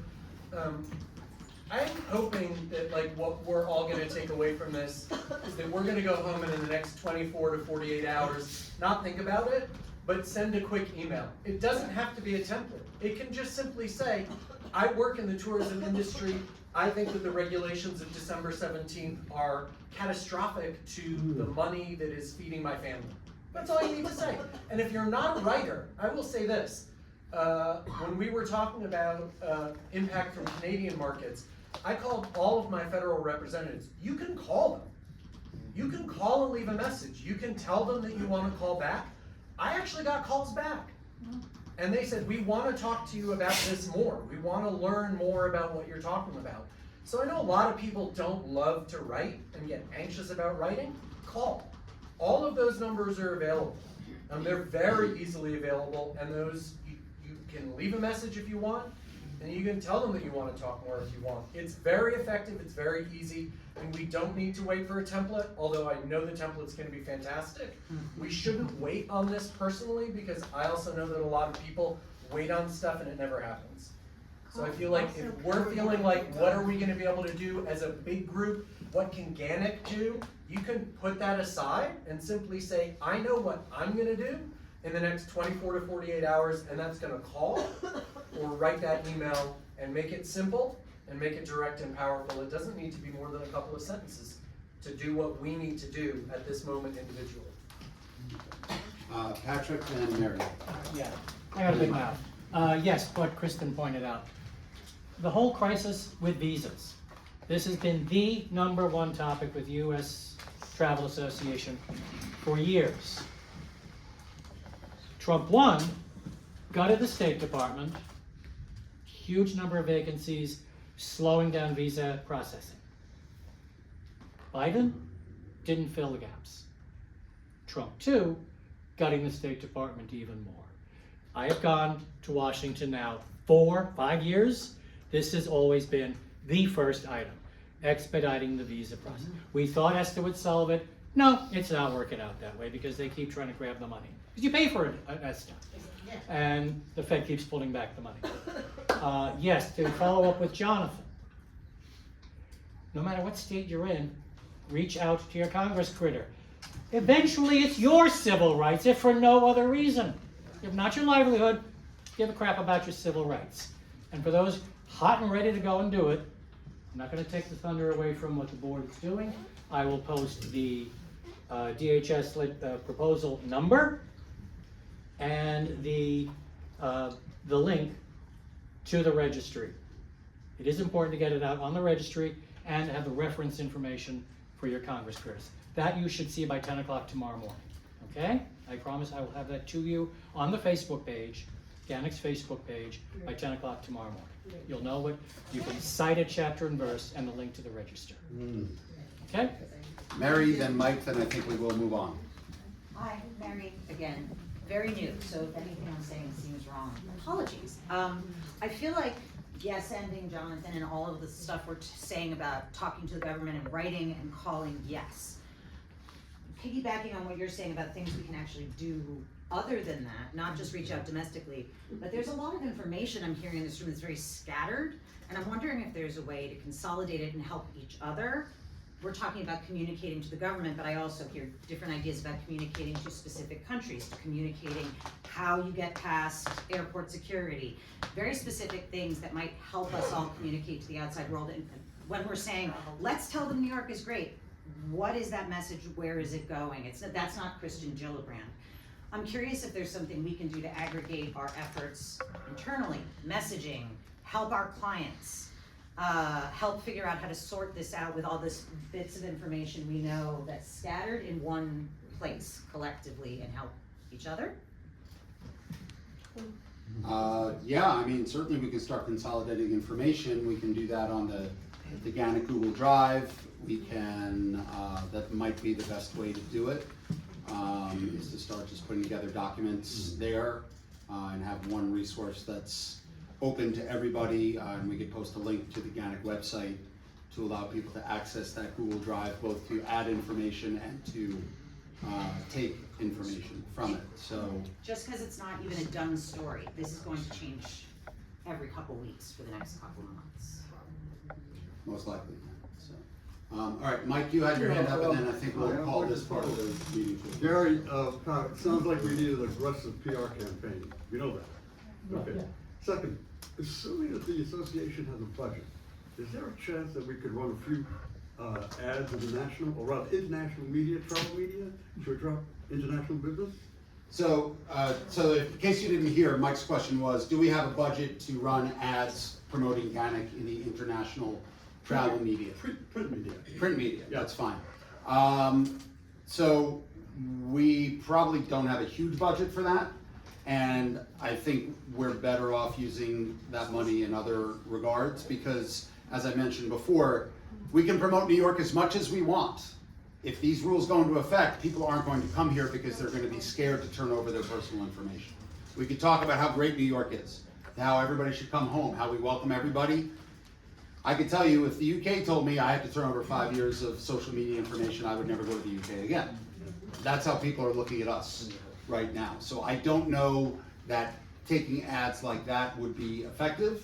Well, it would be point specific, related to the events forthcoming. You know, in front of, let's say, one of the anniversaries forthcoming. Right, but you're not understanding the point. They're not gonna come if they have to jump through all these hoops. No matter how much we promote it, this is the problem. Well, we need to get the message across. That's what we're trying to do. Okay, one last one on 9, and then we do have to move on. So I'm just curious, I don't know the whole details of this proposal. Is this, I mean, is this the average person? Is this a celebrity who's coming over for work? Is it a powerful person? Because I can't imagine that, you know, the King of Saudi Arabia is gonna have to turn over all of his information to get through the airport. You know, I can't imagine any of his multiple relatives will either. You know, that's why I'm just curious, like, is it going to be a blanket thing? Is it like, well, how much money are you going to give? You know, do you have one of those gold passports or something like that? That has not been enumerated as of yet. Obviously, we have learned very much this administration is pay to play in ways that probably haven't happened in this country in over 100 years, and on a scale that we haven't maybe ever seen before. So, but the bottom line is, most of us aren't making our living on the King of Saudi Arabia. Right? We're worried about the general tourists, whether they're high-end tourists or working class tourists. We're worried about their ability to come into the country and utilize our services. So, but again, like many things with this administration, the information is vague and not really at hand to answer that question. So, okay. So, with that said, thank you all for that input. We will take this all under advisement. As you heard, there are certain things you can start doing right now on your own, but we will continue to provide guidance and start to consolidate information and try to share as much information as we possibly can. Luckily, you know, if there's one lucky thing, this is happening at a relatively slow time, work-wise, for most of us. In January and February, so hopefully we'll have some time to devote to this, certainly before February 9th, which is when the comment period ends. So shall we move on to some other topics, guys? My friend? Okay, so the next topic we came up with was tour guide pay. Now, as I said at the start, and the advice of a couple of our members who said, hey, you gotta be careful about this, which has been a discussion that's come up many times in the past. We are not gonna discuss specific dollar amounts, what is a good rate for a tour guide, what is a bad rate for a tour guide. Talk amongst yourselves if you wanna get that information, but as an association, we have to be careful about price fixing, so to speak. So, but the other items I think here are very much open for discussion. How do you ask for a raise from a tour operator? How do you know your own worth as a tour guide?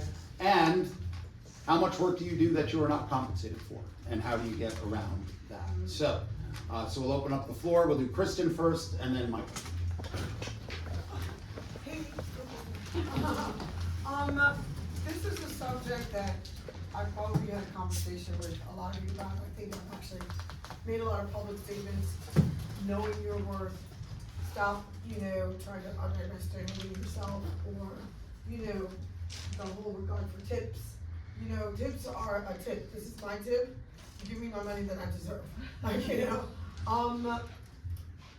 The first way that I've tackled this is if you have paid more money for everything else that you've done, I wonder why that is. It's called the cost of living. And guess what? Seeing that you notice that the city of New York is the most expensive, that you've been to, note that I live here. And that is one of the ways that I have literally tackled some private things that I've done, especially, speaking towards Italian clients, etc.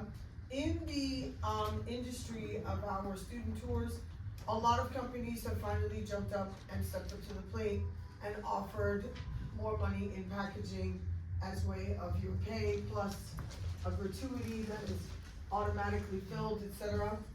Yet, I ran into situations where they're like, don't ever accept a gratuity, it's, horrible, and, just not, and I'm like, I don't understand that. So, I definitely just, want to keep it simple, and I'm gonna talk later about something else, working here in New York City, and I've been here. But, I use the situation of reality. You're here, you're telling me, oh, Kristen, why is it so expensive for a hamburger? Because, we have to have it delivered, we have to have this, we have a waiter, we have a busboy, we have rent. All right, Kristen, I'm gonna stop you there. I don't see what hamburgers have. But I'm Trying to kind of bring it back to that's- the point about The tour prices guides. of things are expensive, and so we should have to not defend ourselves to raise our prices. Go where you think that you need to go and make yourself, more important that you need to. Michael? Okay, hi, Michael, doing good. So this is a subject near and dear to my heart, because I think that guides are undervalued all the time. We're expected to survive on tips as opposed to a wage. A tip should be a tip, and a wage should be a wage, and you should have a living wage. So it's very near and dear to my heart. However, what I just want to say about some of this is, how do you ask for a raise from a tour operator? You ask, but you have to be prepared to walk away. So you have to weigh that. You have to weigh that. And the way you weigh that is the first question I ask myself is not how much am I worth as a guide, is how much money do I need to live? If I'm going to do this business, if I'm going to do this as a full-time job, how much money do I need to make on a daily basis, which then I can calculate over the month and over the year to figure out how much I need to pay my expenses, save a little bit of money, make sure I cover my taxes, all that kind of stuff. But once I know that, then I know what I need to ask for from a tour operator. So I came up with a base price for myself. I'm not going to tell you what it is here, because some amateur lawyers think that it's price fixing. It's not, but we can have that conversation privately. I came up with a base price, and I will not accept a job below that. Except a couple things. If it's a killer itinerary from a place that I've always dreamed of going to, and they're going to pay less, I might take that job for less money. Okay? If I'm brand new in a market, or in a tour, in a neighborhood or an area that I haven't done before, I might work for less because I want to get more experience. But the bottom line is, I need to make a living. And how do you figure out a living? Well, I got a whole bunch of charts about that too, because I did a program for that at an IATDG conference a couple of years ago down in New Orleans, and I'm happy to share that with you all too. How to calculate what you need to live on, and then you can figure out what your base pay is, so you can talk to the tour operator and say, listen, this is not enough money. I get tour operators all the time, they tell me what they're going to pay, and I'm like, you're not offering enough money. When they ask me who I might recommend, I say, if you want to keep people, you're going to have to pay them more. In a market like New York, you're going to have to pay more if you want to keep good people. So I always advocate for guide pay as opposed to guide tips. I know some people love tips. I hate tips because I don't know until the job is over what's going to be in my bank account. I want to know when the job is over that I've got X amount of dollars for that day. So anyway, that's my 2 cents. Sounds like we might ask you to do a PDP, mirroring what you did for IATDG a couple of years ago. I think that might have a lot of value. I'd be happy to do that. Okay, great. Cherie. Cherie again. So I work for a couple companies that insist that you do, well, first off, I'm listed as a 1099, even though there are requirements that I should be listed as W-2 or W-4, whichever. And also a couple that insist that if I wanna do a new tour, I have to do a follow for free. And my first response is no. I am an experienced guide. I can read. I will let you know when I'm ready, and you're welcome to follow me on the first tour. And I mean, you have to, you only make money with your time and your knowledge. Do not give that to them for free. They are gonna make money no matter what. You have two things. Do not give them for free. It's that simple. Walk away if you need to. So just to follow up on that, when you have said this to your tour operators that have said they want you to do a free shadow somebody and not get compensated for it, and you say no, what has generally been the reaction from the tour operator? I do not get assigned to that tour, usually. Oh, sorry. So I usually don't get assigned to that tour, but amazingly, the one company, they've canceled all those tours that I said no to, because a lot of people said no, and they weren't marketing them properly. So, and the one that I was like, I do this for other companies, I'm not doing it for you for free, so you can see if I know what I'm talking about, because I do. I'm on that tour, and he's like, I'll follow you eventually. I'm like, as long as I'm getting paid, you can do whatever you want. All right, Matt. I want to offer a little counsel to those who are newer to the business. I know it sounds scary when we say, walk away. Don't be scared by that. It's power. You know, the fact that you don't need the people who devalue you is power. It's a good thing. Do not let yourself be treated as the special exception. This is basically to piggyback on my dear friend Kristen over here. Oh, we couldn't pay you your proper rate because the hotel was so expensive. You basically said your tour guide is worth less than your hotel. We couldn't pay you the proper rate because the bus was so expensive. What makes me the special exception? You have to pay them a proper rate. Pay me a proper rate too. I keep using this phrase, I've been using it for 2 decades. The redheaded stepchild of the tourism industry. Yeah. Jonathan, then James. No. Hey, it's me again. So I actually wanted to piggyback on what Matt was saying, because I think especially if we're doing student group travel, we just have this assumption that, well, I think a lot of us don't have any assumptions about what that group is paying. And I think one of the most powerful things, and I've talked to a bunch of people who have seen this, when you see the budget for the entire trip, it really brings Matt's point to life. We are getting paid the absolute least. So if you think about the day rate, I've seen this in a trip to New York. People have shared their budgets with me. I don't know why. It only makes me ask for more money. And the key, like Michael said, is you just have to ask. You will never get a raise if you don't ask, right? So it's don't wait for somebody to offer you the raise. Tell people, hey, it's 2026. I have new rates this year. This is what my new rate is. My new rates are still below a lot of the activities that people are doing for 2 or 3 hours, and I'm asking for a day rate to be with the group for the entire day, right? So we are really, really behind.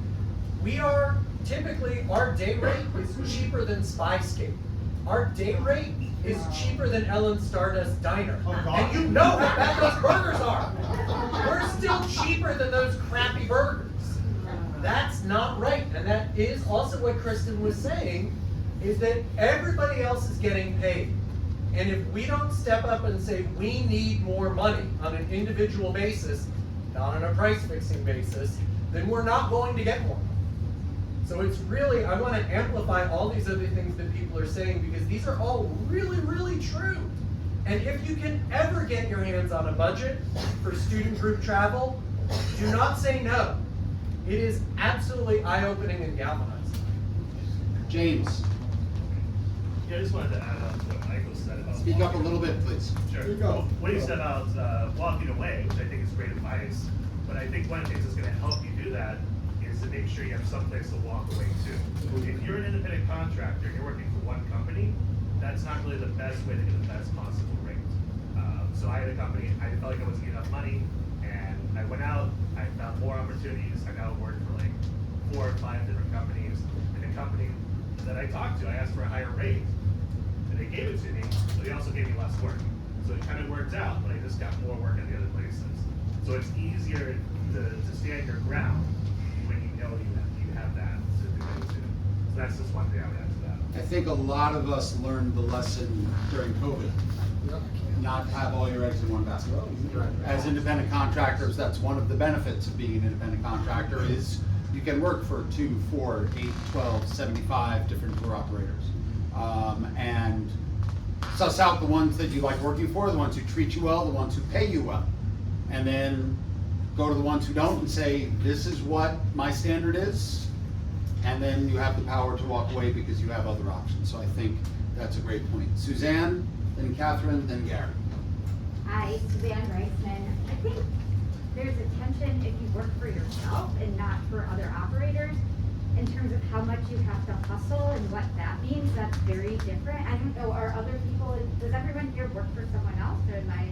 So show of hands, how many of you just run your own tours and don't work for other tour operators? I don't work for myself. Yeah, so I'm wondering for the people, like I always feel like 1 or 2 people book, I feel pressure, oh God, it's like no money, but I have to do it because I need reviews, I need maybe a tip, maybe not a tip, and I'm wondering how other, do you have minimums for your groups? Are you saying like to TripAdvisor, I'm not gonna go out unless 4 people book? How are you handling it if you're doing it on your own? Okay, does anybody have an answer they'd like to share with Suzanne? Gary? Well, I'm on TripAdvisor, and I just turned it all into group tours, so it could be 1 to 8 people for the same price. Because you're absolutely right. When I first started with them, you have one person book the tour, and what are you gonna do? Cancel on them? You know, so, and then you made, I don't even wanna say what I made on a couple of those tours, because it's embarrassing, right? But if you turn it into a group, like a private tour, call it private, you can charge what you want and get your rate. I know that you lost. That's right. What? What was the loss once you did that? Like, What was my loss? That I was working for $39.95 for 2.5 hours.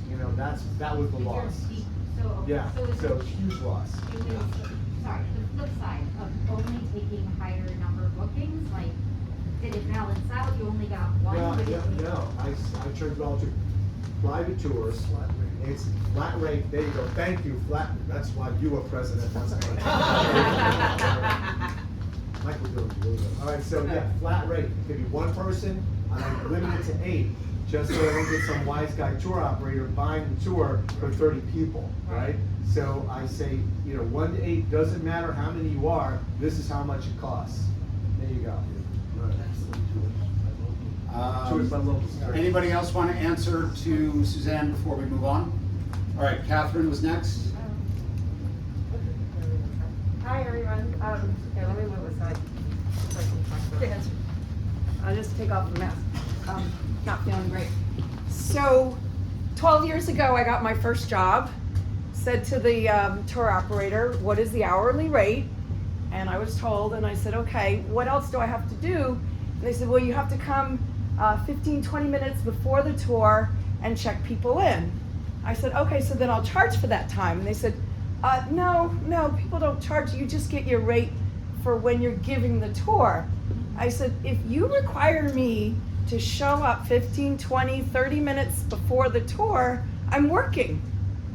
And she said yes, and that was 12 years ago. That's 12 years of many tours where I got 15 minutes worth of pay and sometimes 30 minutes worth of pay. A few days ago, I was asked about full day tours in March. and how's my day rate looking still? And I said, well, I've raised my day rate. Because 12 hours is a long time to be with a group of kids. And, so you just have to ask for it. If you don't ask for it, you won't get it. And there's been a couple times where I advocated that the company just raise everybody's rates, and I got that twice. So you just have to ask. Gary, you had your hand up. Yeah, so actually I wanted to say about what we were talking about before about trailing a tour, right? That had come up. I work for a company that some of you work for now that they wanted me to trail a tour, and my response was, I don't work for free, I don't trail, and by default I ended up doing a tour because somebody dropped a tour, so I ended up doing a tour. So I didn't have to trail a tour. Then they said to me, are you going to want to do any other tours? I said no, because I don't work for free. I'm not trailing other tours. And then by default, can you do this tour? Because we have an urgent request, So you know what I'm talking about then, don't you? All right, so urgent request, all right. And so now I'm doing that tour. Do you want to do any other tours? I said, not for free, I'm not gonna follow. I don't train. I'm untrainable. I'm untrainable. But seriously, I don't train. It's like, what's the point? At this point, this guy's been around for 20 years. You think you're gonna train Matt Baker? Absolutely not. You're not gonna train anybody. Most of the people in this room are not untrainable because we all know it. We don't need training, and you have to let them know. You have to let them say, no, I'm not doing a tour. Then they asked me to do a statue tour. I said, no, I don't go to statue. That's annoying. It's a pain in the ass. And you can say that too. Something's a pain in the ass for you, say it, because it's just gonna affect the tour. Just wanted to find people who haven't spoken yet. All right, so Matt, then Jared, then Anina. I just very briefly want to piggyback on Gary's point about the importance of the flat rate and about the fact that giving the time is taking the loss. In the immortal words of Lee Gilbert, you don't get your ass out of bed for less than, I won't say the number that he gave. Jared in the back. Jared, GANYC So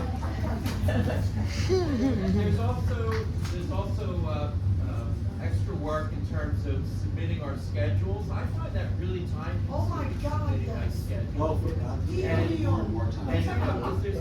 there's no template that goes across for all the companies. So we're doing it company after company. Then the company says we only accept invoices within this time period, within this window. And so now I have to instead of me just sending an invoice, I have to remember how that works. And then the format of their invoice. I feel like why don't they just ask me when am I available? And they should have somebody in their office, that's their job. And so me working extra hard, submitting my calendar to them, is me saving them an employee in their office to make them have a too lean operation. Or chasing people for months to get paid. All this stuff is time. Sarah, are you responding to Jared? Okay. Yeah. So the thing that Jared, the thing that you mentioned, I have had this conversation with a lot of people because a lot of them know that I used to work for a computer programming and machine learning company, small boutique. They don't exist anymore. But the big reason why everybody's making us do our own things is because no one can figure out how to make all these programming languages talk to each other. So I'm putting this out to the room because we all know people. If you know computer programmers and venture capitalists that want to get into it, there's a lot of demand for it, but the people who want to do it don't have the capital or the training for it. I know that that's kind of tangential to the issue of pay, but I feel like it would take a load off of all of us in a way that makes meaningful and financial differences in our lives. Michael, did you want to speak to this or something different? Okay, this and then we'll go to Anina. Okay. So the point is, most of us were not employees. We are independent contractors. That means it's your business. It's your business. You are selling your time to somebody else, but it's your business. So you have to decide, like Catherine pointed out, they want me an extra 15 minutes, that's gonna cost. You have to find out, if the money they're offering you is satisfactory to all of the things they expect you to do as an independent contractor for that money. It's not their obligation to set up a system for your schedule if you're an independent contractor. That's your business. So you've got to calculate that into your ask. That extra time that you're going to, because that's your office hours, which is different from your street hours or your tour hours. You got to figure all that. Your transportation hours too. The time it takes you to and from the tour, all of that. And Mike, the time you need to develop that tour. That's another issue. And I know. That's another issue. So I do work for myself, and those of you who don't know, so I'm an INA. I specialize in wheelchair accessible tours, and so most of my tours are small, private families and stuff. But occasionally I'll work for a tour company who will find me somehow, and they say, this is our rate, and I go, okay, because I'm not working that day. And if I have a tour, then I say I can't do it.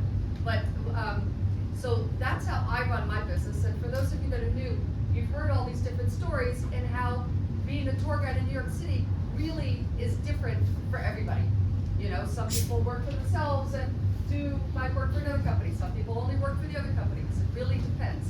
So when you wonder, how much am I gonna charge and what's gonna be fair, you've got people who've been working for years and years and have built themselves up and say, I'm not working for less than this.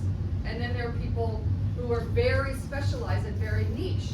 And what's your name again? Suzanne. Like Suzanne, and who has a very niche tour that I'm really looking forward to going on to. And people like me, who have a very particular type of client. So you could either have a niche, or you can, you know, I'm just trying to say that everybody's rate's gonna be different because of different situations. So my suggestion for new people is just ask people in private, just say, hey, when you were starting, you know, maybe not when you were starting off because rates are different, but like, what do you get paid when you work for another tour company? And how much do you get paid? And what am I, because it's really hard to know. Everybody, like Dennis was saying, like, I'm not gonna shadow, I'm not gonna do this because I don't need to. He doesn't need to because he's got his business going. But if you're just starting out and you're not sure, just ask. You know, ask people, if you were to work for another tour company, what do they pay you? And what is a good rate? And you know, like somebody, you were saying $39.95, he's not gonna do that. Whereas somebody else might be like, that's fine, I do those every day, you know? So just ask people if you're not, since no one really wants to talk about it in public, just ask them. I'll tell you if you wanna ask people. And I that's, don't wanna say here, because I might get people like, really, that's all you do? That's all you do? and that's one of the benefits of being a member of this association. You have 375 fellow tour guides, all of whom with various levels of experience, from people who've been doing this for decades and decades to people who just became tour guides in the last year. And the newbies might have a different perspective on it than the old timers. Doesn't mean just because you've been a veteran in this industry for a long time that your approach is the most efficient or the best one. So that's why when I started the meeting today, I was so happy that we have such a large renewal rate. This is why going to events like happy hours and our after meeting drinks that we're gonna have in a few minutes, this is your best chance to schmooze with people. But you can also find everybody's contact information through GANYC, okay? So feel free to reach out to people and pick their brains. I think that's a wonderful, wonderful suggestion. Yes? My name is Debbie, and I own my own company, and I give art tours, so I'm a niche person. What I do is I try to figure out how much I want. I base on hourly rate. I charge a flat fee, but I figure out, okay, how long does it take me to put this itinerary together? How long does it take me to act the actual tour or the transportation back and forth? And I try to incorporate all those things, and I come up with a price. And that's basically it. And if you don't want to do it, then I'll give you something less. You know, or sometimes I put together this elaborate itinerary, and I'll do it 5 times. So then all of a sudden, I'm getting the benefit from, you know, because I'm doing it so often. and not putting as much work into it. So I try to balance all those things out, like you were saying, so that I just decide what my bottom line is. And sometimes if I really, really want to do it, I have a few that I'll say, there are people that have offered me so little, it was so insulting, that I'd say, I'll just do it for you for free, and hope that I just get new people from it, because it's just easier that way than to take $50 or whatever it may be. And I just feel like I keep my integrity, and I don't like when people underestimate you. I find that really devaluating. And I had somebody tell me, well, the things that you're doing, people volunteer for that. Nobody gets paid for doing X, Y, and Z. I was like, no, that's not true. I know my value. This is a career, a job, not volunteer. And you really have to keep pushing that ahead. And I find that once I do that, I do get what I think I'm worth. It may not be what somebody else thinks, but it keeps me happy. And that's how I figure my things out. Great, thank you. Patrick? I just have a very different question, but a quick question. I need 50 subway cards. Is anyone able to get Omni cards in bulk? Because I have a group in a couple of weeks, and I used to buy like subway cards, B2B, but is anyone able to get? We have asked the MTA from time to time. Harvey has been, I think, our main push point for this. Yeah, but I mean, it's prepaid. They paid me already, so. Yeah, Patrick, there is a check casher that does it, and I'll try to pull it up by the time you. I know where it is, the one by Grand Oh, yeah, the Central. one by- They've got So all the all same over check the state. cashers that you sell bulk Metro cards are now selling bulk Omni cards? As of when I spoke to them 6 months ago for the certification course, yes, they were. Okay. I think it's Dave's green. Yeah, there are several of the check cashing places. All right, anything else on the subject of tour guide pay? Okay, so I'm just looking at the clock now, my friends. It's already 10 after 8, so I think we're gonna call to a close the open forum here. Yes, Kristen? Then I have a question. Wait, no, I didn't call you Tony. Kristen? This is a little miniature, almost personal, but professional thing. A lot of you have contacted me or know that I went to work at One Times Square. It's closed, okay? They kind of put the horse before the wagon. It is going to be this wonderful venue. Patrick came, a few of you came through, but the whole building is still empty. So everything that needed to be built in has not been built in. And so all of us got sent home, including the attraction is closed. Oh my gosh. Everything. And so Eye Candy, which is this indoor playground thing, all of that staff, which were like 30, 40 people, on like January 3rd or 4th, found out that they were gonna be home for an indeterminate amount of time. I'm saying this from a professional point of view, with a lot of you, my friends, etc. But there's nothing happening there right now. They will open up private experiences for people to go up to see the ball, but that is all that I know for now. You can keep checking back to their website. I don't think it's gonna be updated, but anything that I find out, I will let you all know for your clients, more importantly than anything else, personally. Thank you for Thank sharing. you, Mr. President. Yes, Tony? One thing I forgot to mention, if you're going to Taylor Public House across the street afterward, we have a separate room for ourselves. It's upstairs.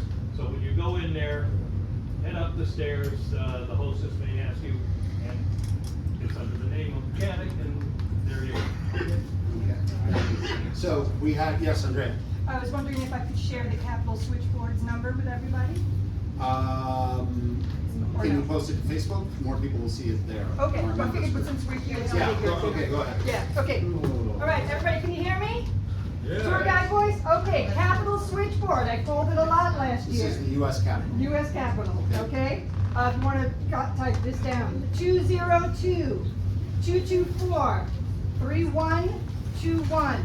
Again, 202-224-3121. Call it up. Okay, thank you. Great, thank you. You'll post that online. I'll post it too. Okay, so we had one item of new business, but the person who proposed it seems to have left. It was about the Mensch Fund, and grabbed her coat and walked out about 5 minutes ago, so I assume she's gone. So we can certainly table that and bring it back. What's that? Yeah, so, if anybody has a check to renew their membership, Sarah will happily take your money. And remember, if you have not renewed, you can also do so online for the next couple of days before we will deactivate your membership. So, with that said, Sarah. I move to adjourn. Okay, thank you very much, everybody.